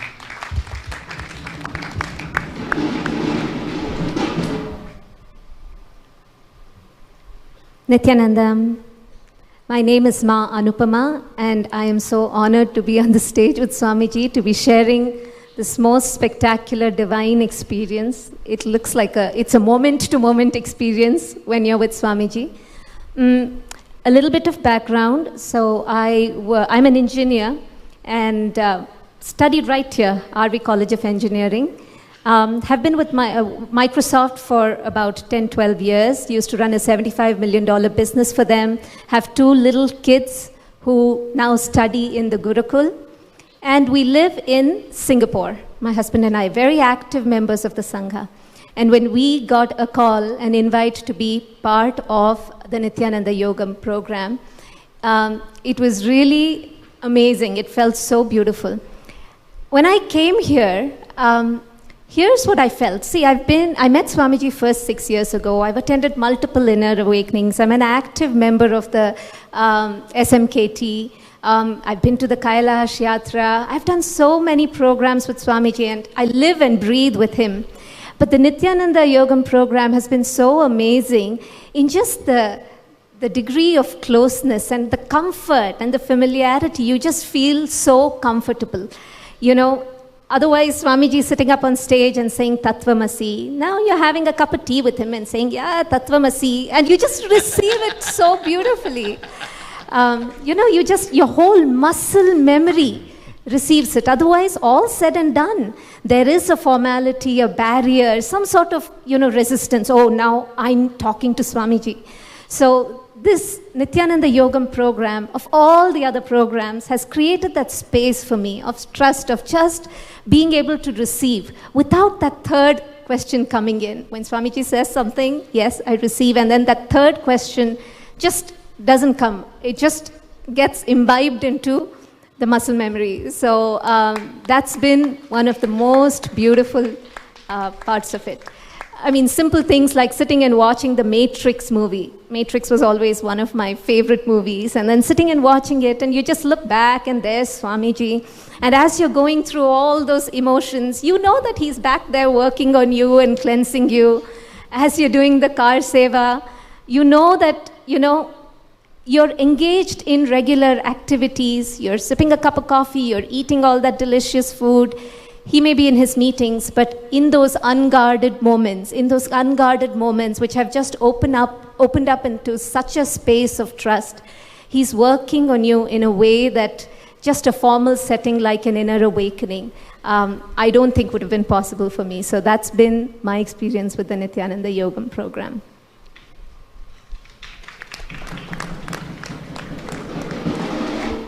Then the other thing I wanted to share is also just the beautiful truth Swamiji has been revealing over the last 3-4 days. See, I told you I'm an engineer, and I always like to have a "you are here" map. And it's been great because with the states of consciousness, the dimensions, the different aspects of God, the Jagat, the self and the Ishvara. I feel like I have a "you are here" map right now. And I know where to go, and when my pattern hits, I know where to step forward or how to make decisions. Having that macro picture is just amazing. I I remember I had asked questions. Swamiji talked about the 11 dimensions and how when the different dimensions are fully present and some dimensions are, unmanifest, what happens? And then there was this one, I always felt, when I went through the Shivoham processes, etc., I never used to have visualizations. People would be telling me about, oh, Durga came, she blessed me, and, she hugged me, or, all these visual experiences. And I always felt that I never really had these kind of visual experiences. And so when I asked Swamiji, he said, it's just the way you're cut out, and for you, verbalization is strong. And he blessed me. He said, you'll be able to initiate very powerfully through Vak. Again, just knowing that from that space of friendliness, knowing exactly where you are positioned, gives you so much confidence to step forward into the journey you need to take with Swamiji in that space of such pure friendliness and happiness. So that's been my experience here with Nithyananda Yogam.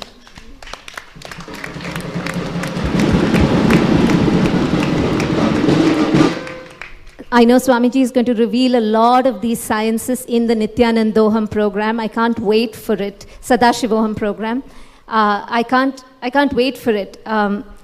All the the different states of consciousness, the dimensions, how do you connect with the energies there, the astrology. I know that I have a strong Ketu in my astrological chart, so just to understand what it meant. Swamiji also said, as he was explaining the astrological chart, Rahu, Ketu, Surya, they were all there, they were present. So how often does it happen that you get to learn astrology? I should say, get to be initiated into astrology with all these deities and energies present. So I'm really holding the space that Swamiji will be sharing more of these sciences, Samudrika, Lakshana, and many, many more of these, such that we start to live and radiate this. That's what I had to share. I have one other sharing that I'll leave you with. So after morning yoga, I was walking out one day, and then I see Swamiji, he's walking, and his team is struggling to keep up with him, and loudly he's singing, Shaiva Niti Ulagamella. It was such a precious moment for me. Just, he's happily, loudly singing and walking, and I think that flash, that visual will always be with me. It's such a wonderful, wonderful space, this Nithyananda Yogam program. Don't miss Nithyanandoham, because that's where all these will just be inserted and become real in us. So that's what I wanted to share. Thank you, everyone, for listening. Thank you, Swamiji. Pranam.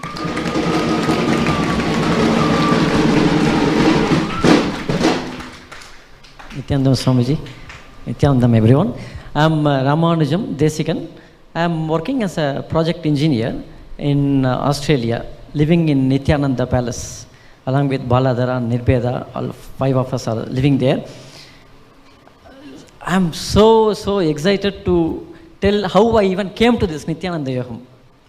See, I don't even want to finish this. It's so interesting, very enriching for myself, more than sharing to you all. What happened, it was Saturday, July 9th, and it was my marriage day, marriage anniversary actually. And the SMKT meeting was there. And we were all sitting in the satsang. After the satsang was over, then Swamiji was sitting, and we were sitting casually.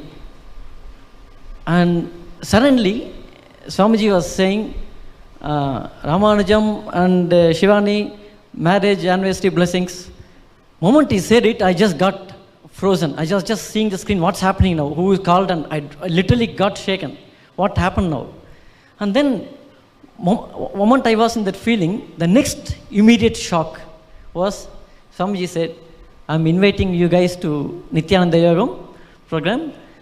It's my gift to you guys. Moment he said it, first thought which came to me is, I am there. Saying yes to life. Nothing was processing in my mind, nothing. I was totally like, yes, I am there. That's the first thing came into my being, basically, not even mind, no mind at that point of time, when Swamiji said it. And actually, the situation, you should understand what happened actually. See, the project that I'm handling in my work is it's very critical stage, and even something happens at home, I would not be able to go. That is the actual situation. I would not be able to even say yes immediately. And it was running at a very crucial time. I would not be able to even think of going somewhere else. I even was working on Saturdays and Sundays like that. It was so critical.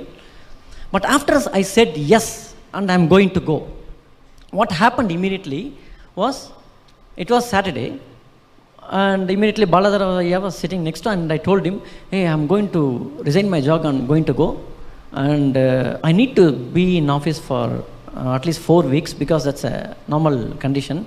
I don't know whether I'll be able to make it just by Guru Purnima or maybe later. That's the only thought was on my mind. And then Baladara said, no, it'll all happen, don't worry. Swamiji said, and he has gifted, and you said, yes, that's all, it's going to happen. On Monday, when I went to office, first thing I went to my manager, even before starting my work, and I told him, his name was Steve, and I told him, hey Steve, I've got some personal thing to attend in India. I have to take a leave, maybe 3 months, or maybe even more than that. I don't know. Whenever I come to Budidi, when Swamiji says something after that, I don't know how long it's going to go. So I told them, I even wanted to take one-way ticket, because I don't know what's going to happen. So I was so excited, and I told him, hey, I'm going to go for 3 months, at least. Then I'm going to resign this job and go. So probably because it's going to affect the project, why don't you recruit someone else, and I can also train him for a week or something, and you can train him so that no, your work will not be affected, so I can go back to wherever, to India. And this guy said, no, don't take decisions like this. It's so crucial, the life, you can't leave the job like this, and it's a very prestigious job, and it's a lot of big salary. How can you live like this? Don't take just kind of hassle, no, a decision like this. I said, no, I've decided, I'm going to go. That's it, nothing else. And 1 or 2 days after that, I booked my ticket. I didn't ask whether he is going to leave me or not. I'm going to go. Who are you to say? Sadashiva himself told me to come. Who are you to say? That's it. I'm going to go. And I booked my ticket. And only confusion was, shall we take 1-way or 2-way? That's the only confusion at that point of time. Because when you go, I don't know when I'm going to come back. So let's stay 2-way. If I have to extend or whatever need to do, we'll do later. That's the only thing.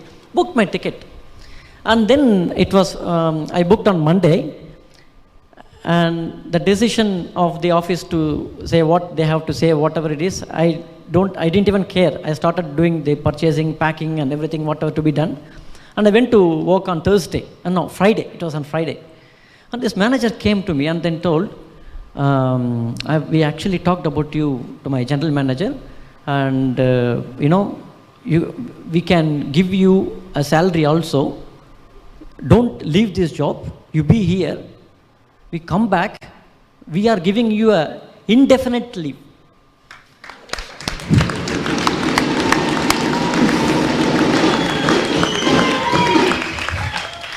We are giving you an indefinite leave, and we'll also pay you for that. I know it's going to happen, and what he said was not very surprising for me, because I need to pack up and go tomorrow. I didn't even bother about it, how it's going to happen. I need to pack and go. And this guy, you should be, see, the situation in which he said, he came to my seat, and I was working very seriously, and he came next to me. Hey, Ram, do you know, I talked to GM, it's all happened, and you can go indefinitely. You don't need to tell everyone. Just go and come back whenever you come. Just inform when are you going to come back. That's all I need to know. And he just went, just like that. And literally, I know Swamiji has sent that fellow to sit next to me.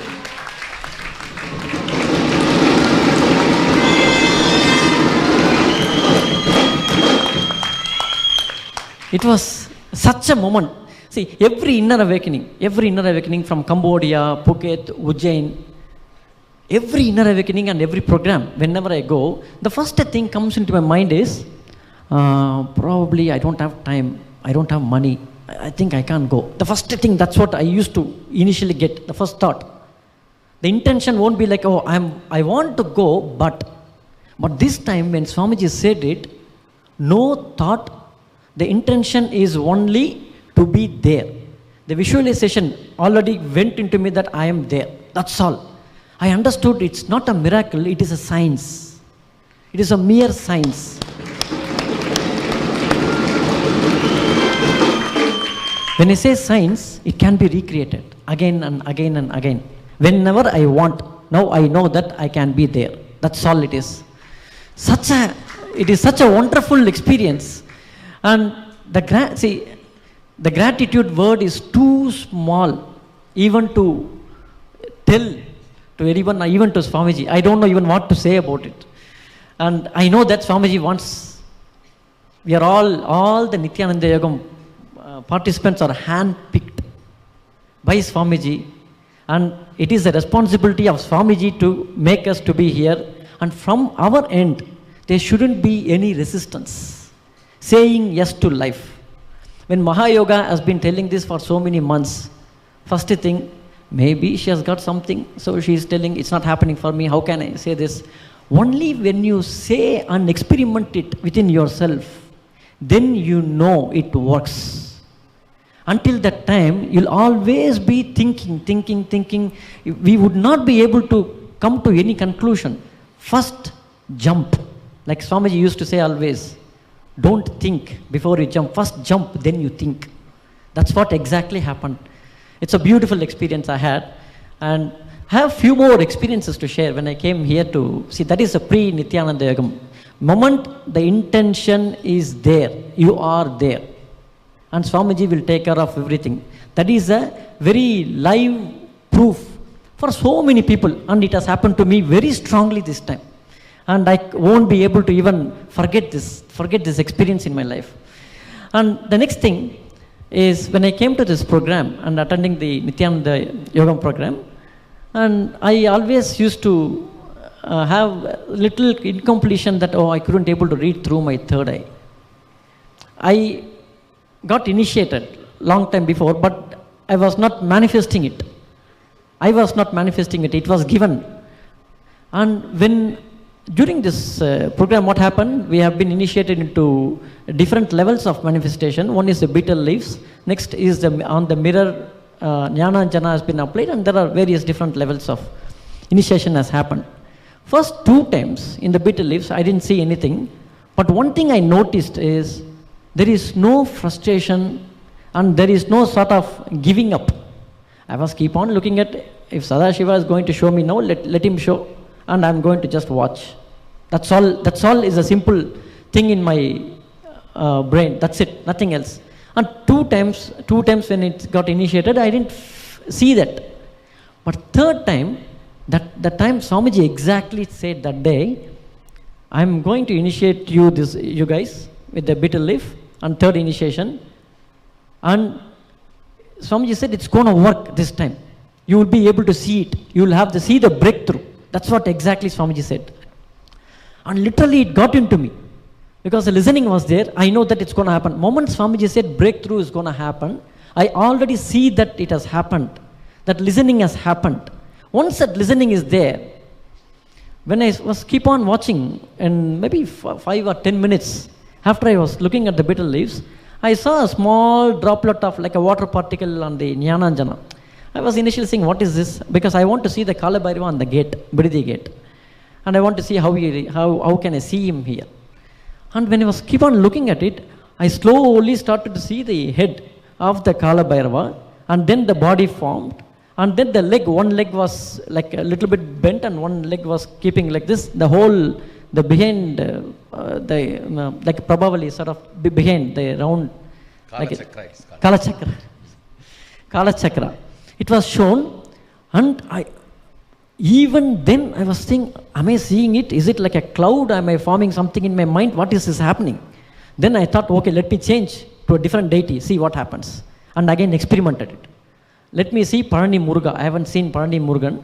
So I said, let me see Parani Murugan. Let him, Sadashiva, I said, Swamiji, please show Parani Murugan. I want to see it. And moment I said it, within few seconds, I saw that face of that Kala Bhairava, like initially like a lean, And then it formed like a beautiful, like a round face, and the hair was from here until, probably until here, shoulder. And I saw, eyes are very small, and moment I saw that, the first thing is, oh, it's so beautiful. In Tamil we used to say as Araga Kumaran. That is what exactly got into my thing. Yes, I see that now. And when I was keep on watching it, I saw the peacock exactly standing in the feet of Muruga. When I saw it, I said, wow, now I can see it. So much of completion happened during that time. When I saw it, wow, I don't know, I want to go to the whole world and tell everyone, hey, I saw this, I saw this. That kind of excitement when I saw that. And not only that, then Sadhana Ayya was there that time. I asked him, Ayya, can I read your Singapore house number or center number or something? He said, yes, you can read. Then I was just connecting to the Singapore, and I was reading. I just saw the number 11 immediately appear on the beetle leaves. Then I asked, Ayya, is it 11? Then he said, no, one more digit is there. Then I found it's 4. Exactly. Which I initially I saw something in Bididi. Now I saw something in Singapore.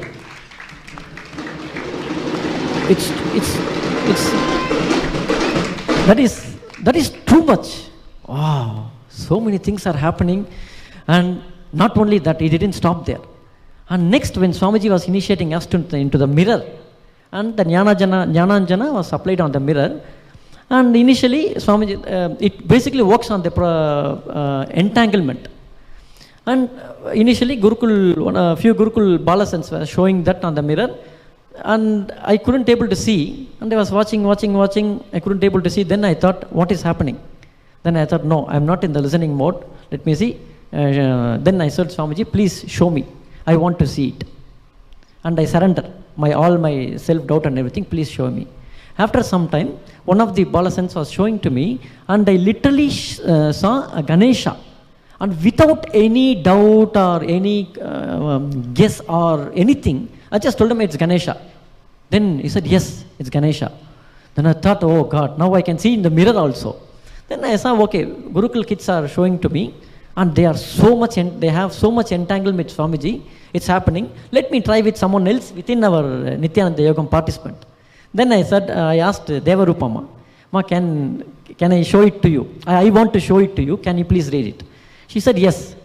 Then I was projecting Vaidya Sarovar. And then I showed to Ma Devarupa, and she was keep on looking like this, and I was just keep on projecting it, and I saw it, then I was showing to her. And when she was keep on seeing, maybe 5 to 10 minutes, within that time, she said exactly, it's a Vaidya Sarovar, I can see the Linga, Nandi, and whole thing she saw it.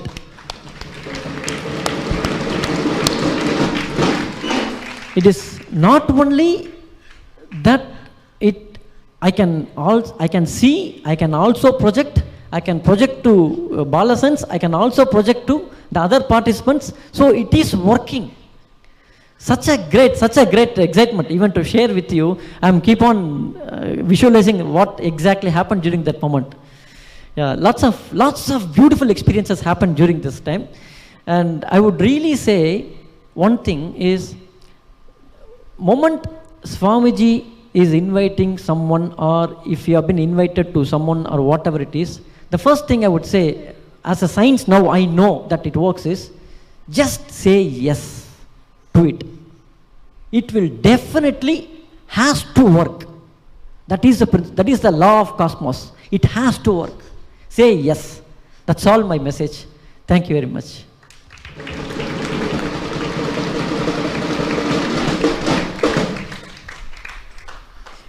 Nithyananda, my name is Shantini, Nithya Shantini. I'm from Seattle, Washington. I was an undergraduate student at the University of Washington studying biology. I have known Swamiji since I was, I think, 6 or 7 years old. And whenever I came to Bidadi, it was always like coming home for me. So it was always like, because of course Swamiji is father, so coming to Bidadi means coming home and visiting home. Little did I know that when I visited home this summer, I would be staying here and living my life here with Swamiji. And this transformation over the last 3 months, I realized he is preparing me for an ambition that I never could have thought of before. With my, I was going to do medicine, I was going to study medicine, I was going to I was really passionate about gender studies, but when I came here, I realized that Swamiji's ambition for me is even more than what I can even imagine for myself, which I'm so grateful to have. And when I started here, I came here in Varanasi, and Swamiji, for whatever reason, before, when I was back in college, I had a lot of suffering within me, which reasonless suffering. As Swamiji says, there's no actual cause or no actual reason that we carry for suffering. But this, for whatever reason, I was carrying it within me. When I came here, so the first thing that Swamiji had said was, there's enough suffering for you. From now on, I'll take care of you. And one of these moments when I just didn't have to worry at all about whatever I had carried with me from my past. I didn't have to worry about that at all. He just said, I'm going to take care of you. And from then on, I knew that he's going to take care of me, and I'm going to, whatever is going to happen next, even if I don't understand it, I have to agree to it, and I have to be here, and I have to experience what Swamiji is going to give me. One of the things that Swamiji said when the program started, the Nithyananda Yogam program, by then we had come back to Bangalore, Bidadi, in the Bengaluru Adinam. He said that what Swamiji had, the relationship that Swamiji had with Arunagiri Yogeshwara, he is going to give to us. That is what the context of the program was. What he said was, when he was 9 or 10 years old, Swamiji had a darshan of Arunagiri Yogeshwara in Arunachaleshwara temple. And this darshan lasted for 9 whole months, where any chance that he got, he would just be with Arunagiri Yogeshwara.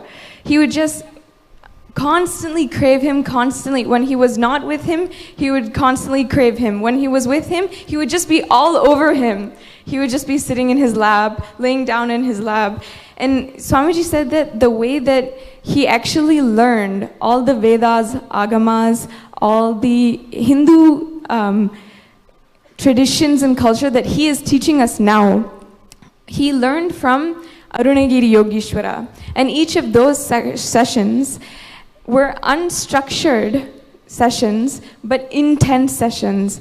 They had no structure to them. Simply, they would just be sitting in front of him, and they would just be playing whatever. And then, but at the same time, because of Arunagiri Yogeshwara being an incarnation of Sadashiva himself, the process itself, just sitting, was a way for Swamiji to learn, and an initiation for Swamiji.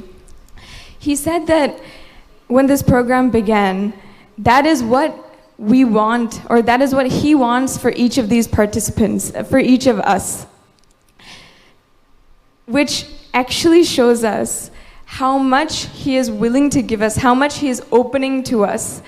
Swamiji has said also that whatever he is doing now, his mission and his vision, everything that he has done, everything that he is doing, and everything that he will do, all of that, he said it is because of those 9 months he had spent with Arunagiri Yogeshwara. And he said just those 9 months gave me the inspiration in order to do what I am doing now. With that, we can all say that these 3 months that we're spending with Swamiji is giving us the inspiration and the training in order to go out and do and carry out his vision.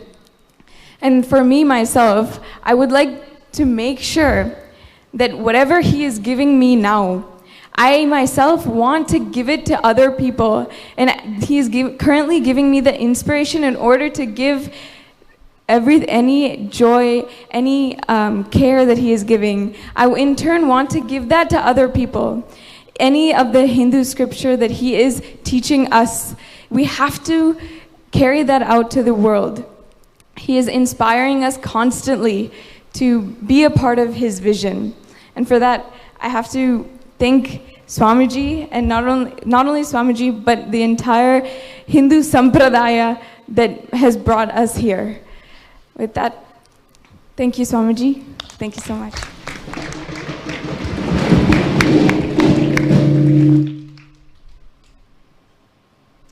Nithyananda, everyone. My name is Pushkar. I'm from Melbourne, Australia, and I work there as a channel manager. And I'll tell you a little bit about how I came to Nithyananda Yogam as well. So it was Friday afternoon, and I was deciding to just pack up and finish up. I was at work, and my boss, my managing director, and the COO call me in the office, and they tell me that that day would be my last day at work. So I was getting a redundancy. Immediately, the thought that was going in my head was, if something appears to be bad, it necessarily doesn't mean that it's not going to raise you. So I was trying to repeat that, and till I reached home, that thought was still with me, but a little bit of disappointment was starting to sink in as well. And to my amazement, in the evening, I received an email from Biridhi saying that Swamiji has asked me to come to Nithyananda Yogam.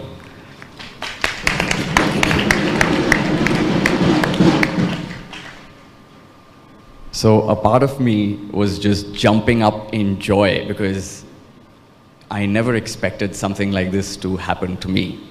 But why I say a part of me was jumping up in joy was the other part of me was saying that there is no way on earth my dad is going to agree to letting me go. So I instantly started to think of what I'm going to say to him. And the reason why my dad wouldn't let me go is because the last 12 months I was on a sabbatical, was on a break. And before Swamiji, my dad has been like my guru. So I decided to call up my dad, and I made a good plan about what I was going to say, how I was going to lay the groundwork, and tell him that this is exactly why I need to go. It ended up in a conversation where only he was doing the talking. And after about half an hour's time, he expressed his serious concern and said that there is no chance that I'll be going. Now, I'm 35, and pretty much I've never not agreed with my dad, and also because that as he was, he still is to a point, he was my guru as well. So it was a very hard conversation that I had with him, but I was very clear in my head that I just had to go. There was no way that I was going to turn this down. So I decided to write a really long email to my dad, giving him point-by-point reasoning why I am going. And in the end, I wasn't actually asking for his permission. I was just telling him, Dad, I'm going, I love you, and I really want you to support me. So that was that. So that's how I decided to come here.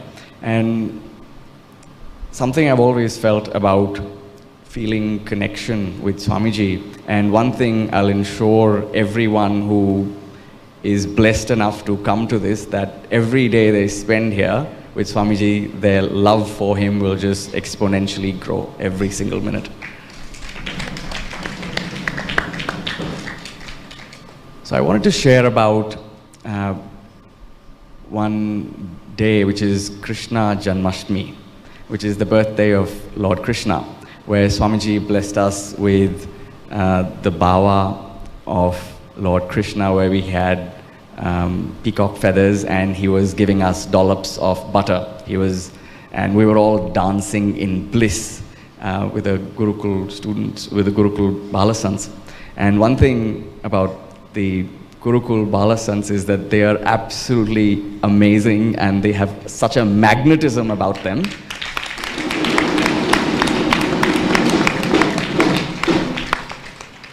That you just start to want that energy, just the way they dance, the way they move, their integrity with Swamiji, their love. It's, you get to experience what it is to function through having that unconditional flow.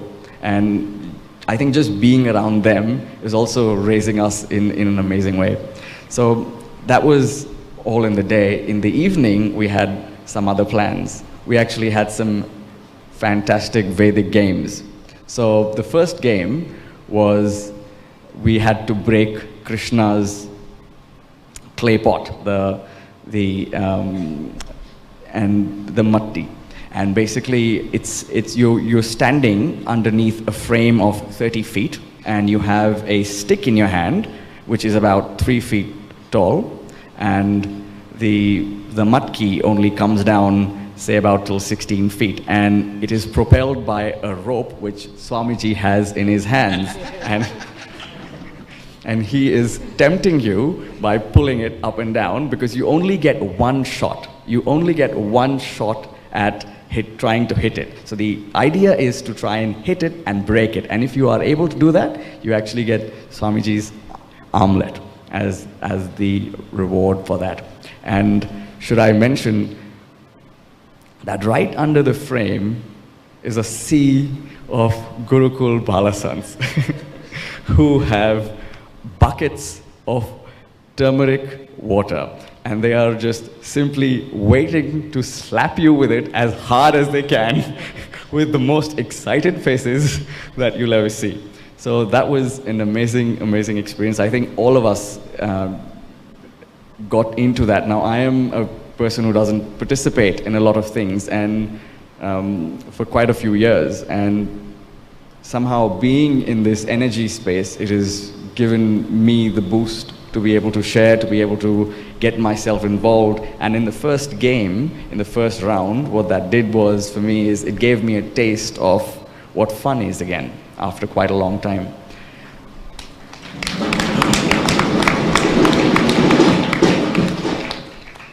So the second game, that was Kabaddi, and the third was Tug of War. Now, both of these are games which were involving team sport. So it's basically a group of people, and they're all playing it together. And there was such a lot of reluctance in me to be able to get in and play. I was firstly thinking about how to get out of it. And then I still remember the taste of fun from the previous game, and I thought, okay, look, I'm going to do this. I'm here for a reason, let's do this. So I got involved in the Kabaddi, and I got involved in the Tug of War. And even after my hands almost got a little bit torn because of how hard I was pulling and committing to what I was doing, that I just did not care, and I just did not want to give up. And I think after I can say about almost 2 decades in my life, I kind of realized what it is to not be a bystander in your own life and to become a participant in it.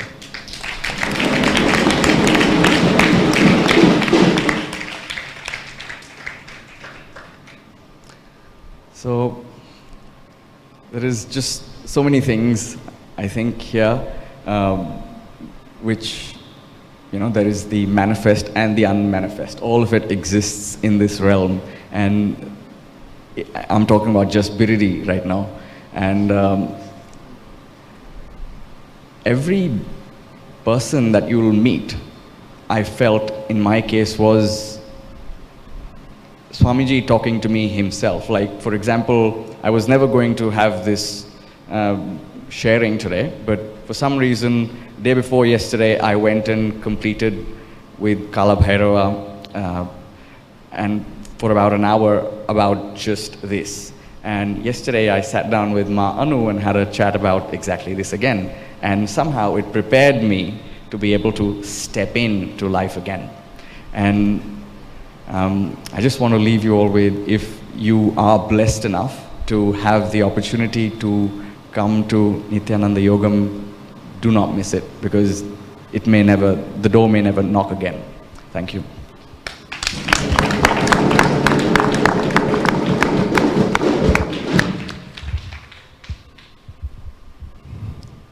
Nithyanandam, everyone. I'm very blessed to be here to begin with.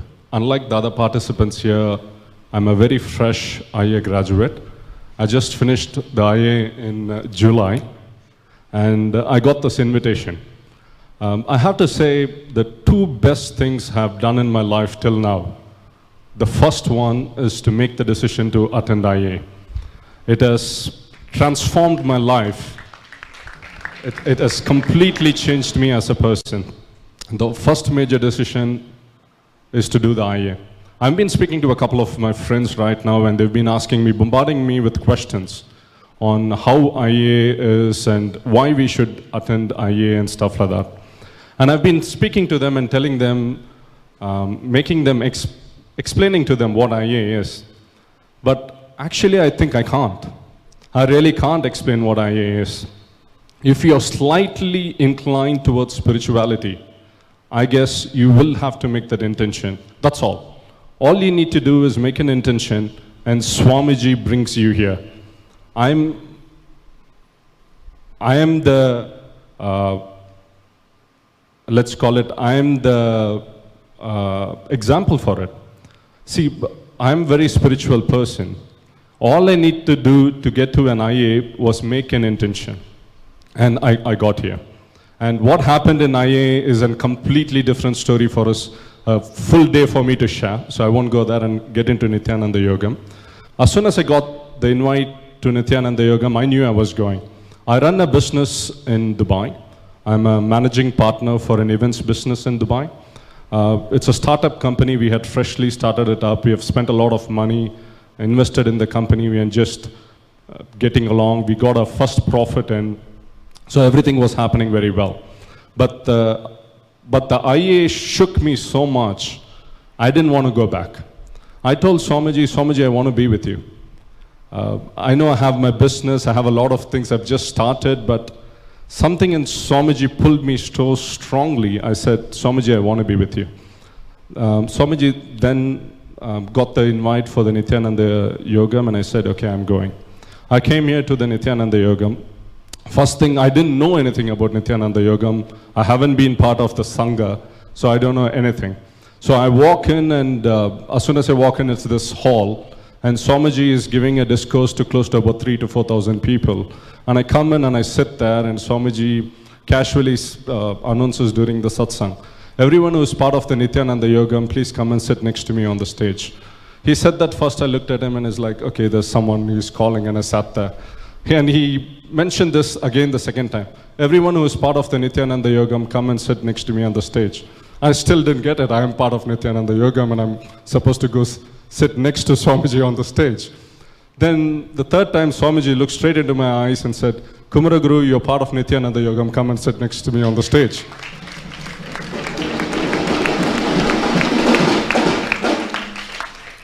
That's actually when I understood the magnitude of Nithyananda Yogam. I'm like, I'm a fresh IA graduate. First thing, how did Swamiji even remember my name? And second thing is calling me to sit next to him on the stage. So this took me by shock. But I came, obviously, and sat next to him, and it's been magical ever since. Let me describe it. Say, I've seen Swamiji in July, but every time I see him, I see a different aspect of Swamiji. It's literally living with the cosmic CEO. Everything Swamiji does. There's no doubt in my mind he's the cosmic CEO, but on planet Earth, how is Sadashiva going to manage us human beings on planet Earth? That's what I'm getting to learn. Usually he starts his day with his morning walk. He usually walks very casually around the Adinam. And he has the Balasins walking around him, and sometimes he calls us and we get to walk around him in his breathing space. And the way he talks, the way he tells everyone what his vision is, what he's planned for them, and he micromanages every single detail, and somehow he remembers everything. He remembers, he picks up at the mistake that's been made. He tells them, okay, this was the direction I gave you, but this didn't happen. And he remembers every project he has given. The project has not taken place, the project which is going ahead. And you see him doing the CEO of the Cosmos work from the morning walk. After that, he usually satsang. Everybody is familiar with what Swamiji does in the satsang. I'm going to move on to AP. He usually finishes his satsang, goes and sits on a swing in AP. The first time I entered AP, I felt like, no jokes apart, I felt like something very, very magical was happening. Then, looking at Swamiji, behind him there's a Nadraja statue, and there are statues all around AP. I have to say, if Kailash had a physical dimension, I think it's an AP.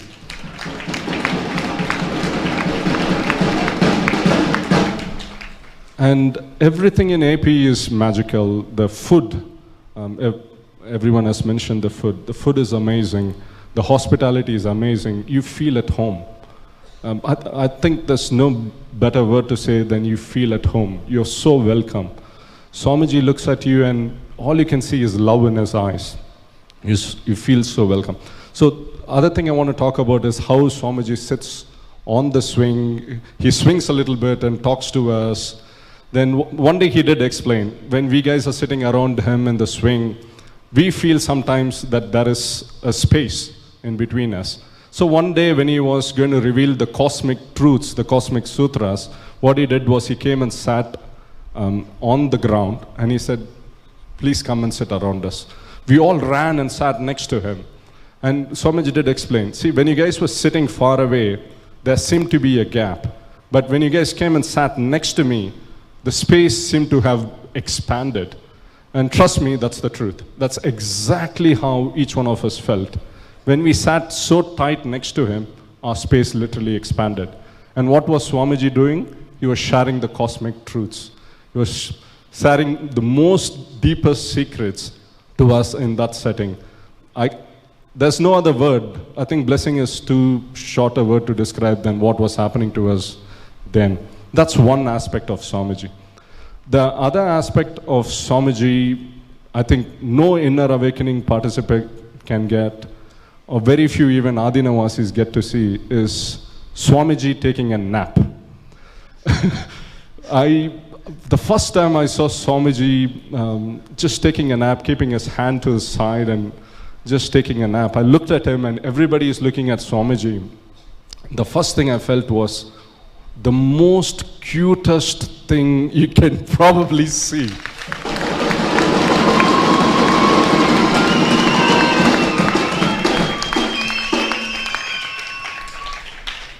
And it's just not cuteness there. It's something beyond cuteness. The intensity is there. The powerfulness is there. The day before this happened, Swamiji was talking about Ganpati. And I looked at Swamiji and it's like, even if 1,000 Ganpatis are put together, the cuteness won't match what was there.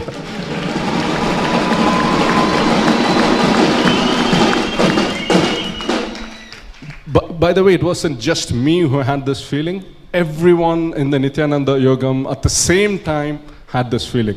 So we were just looking at Swamiji, me and Ramanujam and Pushkar, were talking about it, and we were just walking around and talking about and how cute Swamiji is. And we've been whispering to each other from back in Adinavasi. A Swami looked at us and laughed and is like, wise do that. And we're talking about it, and from back, a Swami looks at us and smiles. And that's what we've been doing for so long. You guys have just come here. So that's some of the stuff you get. Inner Awakening is a must-do program for anyone who hasn't done Inner Awakening. Get here. But Nithyananda Yogam is to make you yogis, is to make you Nithyananda yogis. And I can't even explain to you what that means. So please don't miss an opportunity if you get a chance. It's like 1,000 IAs put together in a very casual setting. See, what Swamiji said was the Nithyananda Yogam group. Why is he doing this? Is to share, to transmit the experience that Swamiji had with Arunagiri Yogeshwara. Not only the experience, the friendliness that he had. He wants to transmit that to us, so that even if you take 1% of what he had with Arunagiri Yogeshwara, if he's able to transfer it to it, and if we are able to hold it, if we are able to hold what Swamiji gives, I think we'll be Bill Gates and the materialistic, we'll be heroes in the materialistic world if that is what you're looking for. Because he's training us in every aspect. He's training us on how to manage projects. He's training us on how to micromanage projects. He's training us on how not to get overwhelmed when you're handling multiple projects. So he's literally training us to be CEOs of the outer world and also CEOs of your inner world, to micromanage your inner thoughts, your inner feelings, and to develop this feeling connection with Swamiji so that we can love him more, fall in love with Sadashiva, fall in love with Swamiji. So this is what he is training us for.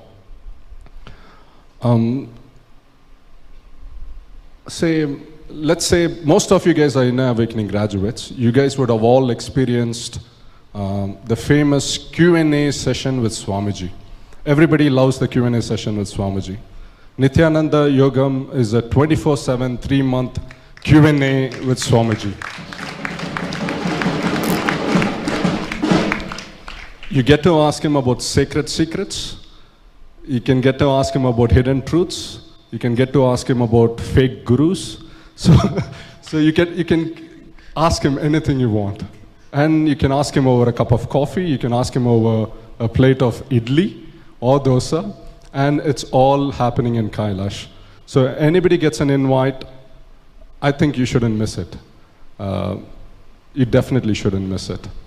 One more thing, he's been sharing a lot of experiences with us. I have so much thing to talk about. Swamiji did a Karaseva where we were with him. Swamiji did a power manifestations session in silence. Every single hour we spent with Swamiji has been magical.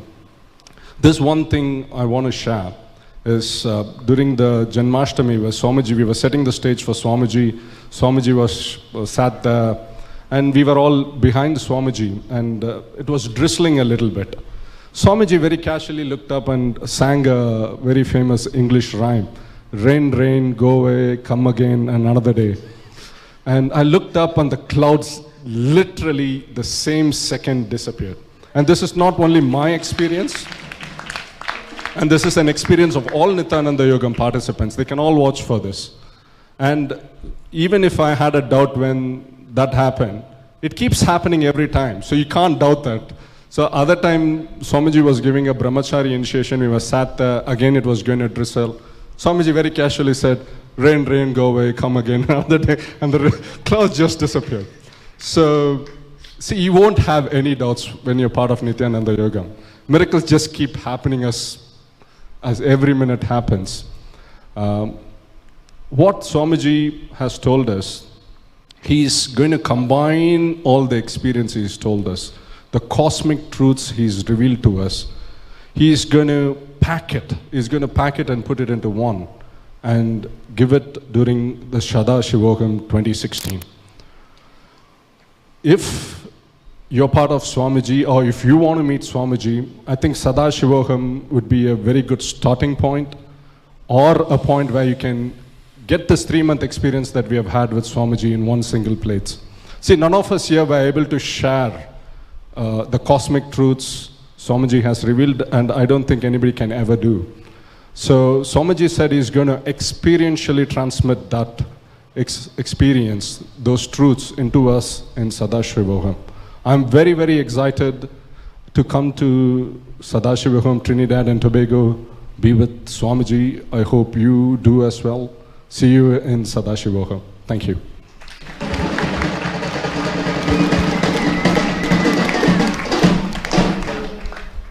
just wanted to add something here. 4 years ago, in the Kumbh Mela that happened in Allahabad, I was in Bidadi, had just gone back, and Swamiji on morning satsang said, people that attend satsangs regularly, you should come here. And he called my name. He said, Anupama and a few others, you should come here. I didn't move fast enough then. By the time I came, the first Shahi Snan was over, and the second Shahi Snan didn't happen at all. Why I remembered is, Swamiji, the pin you're wearing on your turban is what I gave you then during the Pada Puja, because I came in time for the second Shahi Snan time. And I really believe that not going when he called me then has added 4 years to my journey. I know when he said I should have just moved. And this has been a good learning, Nithyananda Yogam. He said, come, I'm here. Now he's telling all of us, Sadashivoham, come. He said, every IA grad, every Shuddhadvaitam grad, anyone who's attended a program, you have a right to come to Sadashivoham. That is, you have a check. It's already written out, and it would just be non-intelligent not to exercise it. So please exercise your right to be at Sadashivoham. Be there. Do not add any delay, because we are with an avatar who's here after many, many thousands of years. And just to be in his breathing space, to have this opportunity with him, is something that billions of people do not have. Just exercise your right to be there. Exercise your right to miracles that he can cause in your life, and be there. That's all I wanted to say. Thank you. Pranam, Swamiji.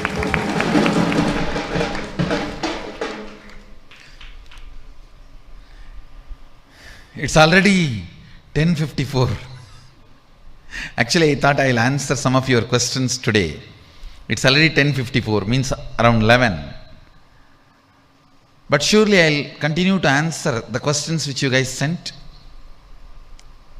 in the further satsangs. If not all of them, at least few I'll answer. Now it is time. Today we have many things lined up. Special Kirtan. Still Ganesha Utsava is going on. Still the deity is not immersed. The Visarjana has not yet happened. So still Ganesha Utsava is going on. So the Kirtan. And today we are going to have a Karaseva. And above all, today I am going to have an important session about this third eye. 1,000 lamp will be energized. The lamp we have behind the Dvajastamba will be lit, and I am going to do a third eye process with all the Nithyananda Yogam participants and Balasans and Adinavasis.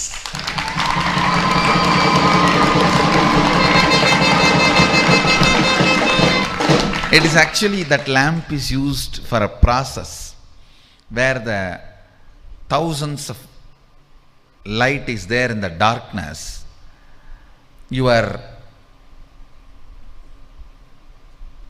All your attention and consciousness is demanded, which breaks open your third eye. So the lamp is used for that purpose. We have got the lamp, but we never had the technique or the process done. Maybe today we will be having in the night the technique, the process done. And so today whole day we have a Karaseva under the banyan tree. I welcome all the devotees, disciples, visitors who came for today for the Sunday LSP session. Even all of them can come and participate under the banyan tree. The temple building Karaseva, Sadashiva's temple building Karaseva.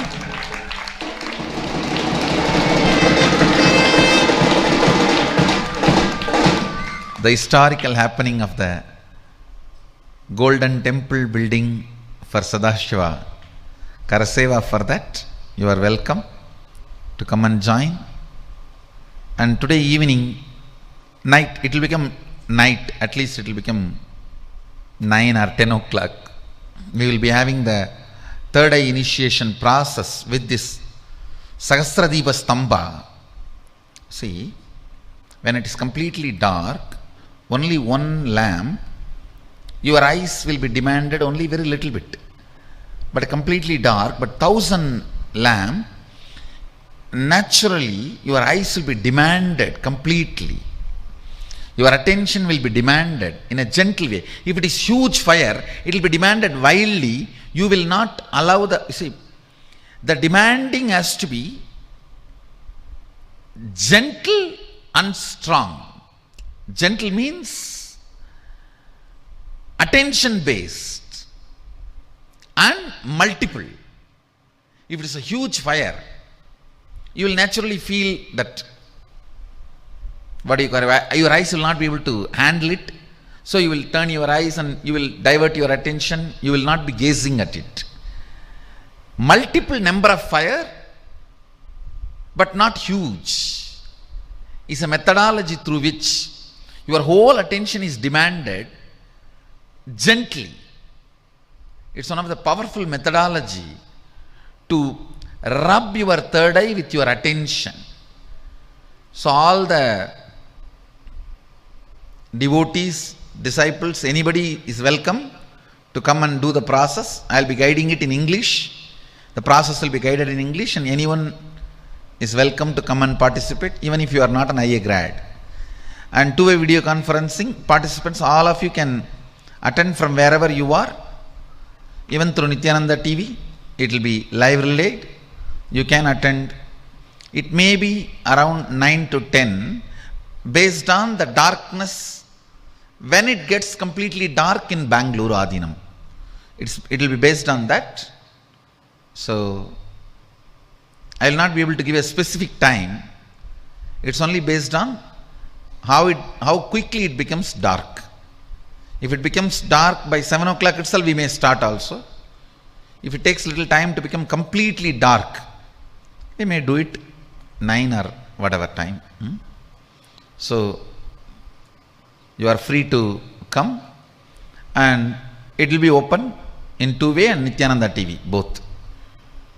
So it is one of the beautiful process described in Agama, where thousands of light are lit, which is small.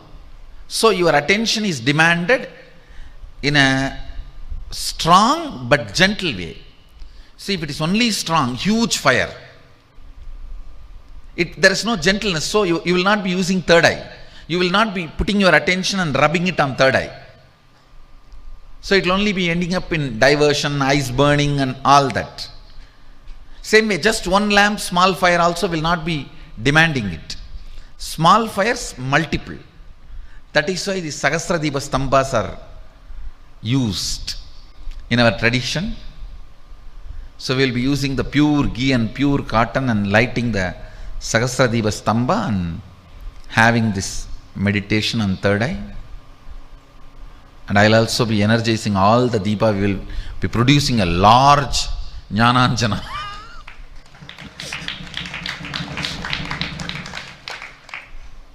So get ready for the wonderful time. Today sunset is forecasted as 6:23 p.m. So I expect at least 1.5 hours for the complete darkness to happen after sunset. After sunset, at least 1.5 hours for the complete darkness to happen, based on the time and the complete darkness we will be doing the process. Now after the darshan, I will be going to the banyan tree for Sadashiva's temple Karaseva, to build Sadashiva's temple. See, if you just do some workout and reduce weight, you will only lose weight. You will not gain anything. If you work for Sadashiva's temple and lose weight, you will lose weight and gain punya.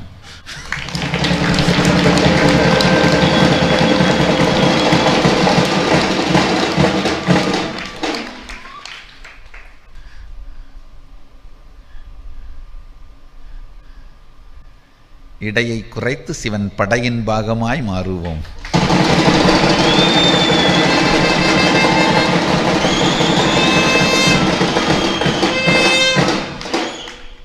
So,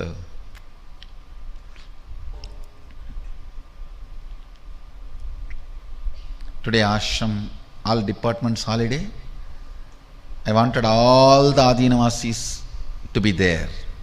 Other than the administration, Adhikaranandi department, all the Adinavasis, Sacred Arts and all the Adinavasis to be there under the banyan tree after the darshan. With this, I bless you all. Let you all radiate with integrity, authenticity, responsibility, enriching, causing, living Shuddhatvaita Saivam, the eternal bliss, Nithyananda. Thank you. Be blissful.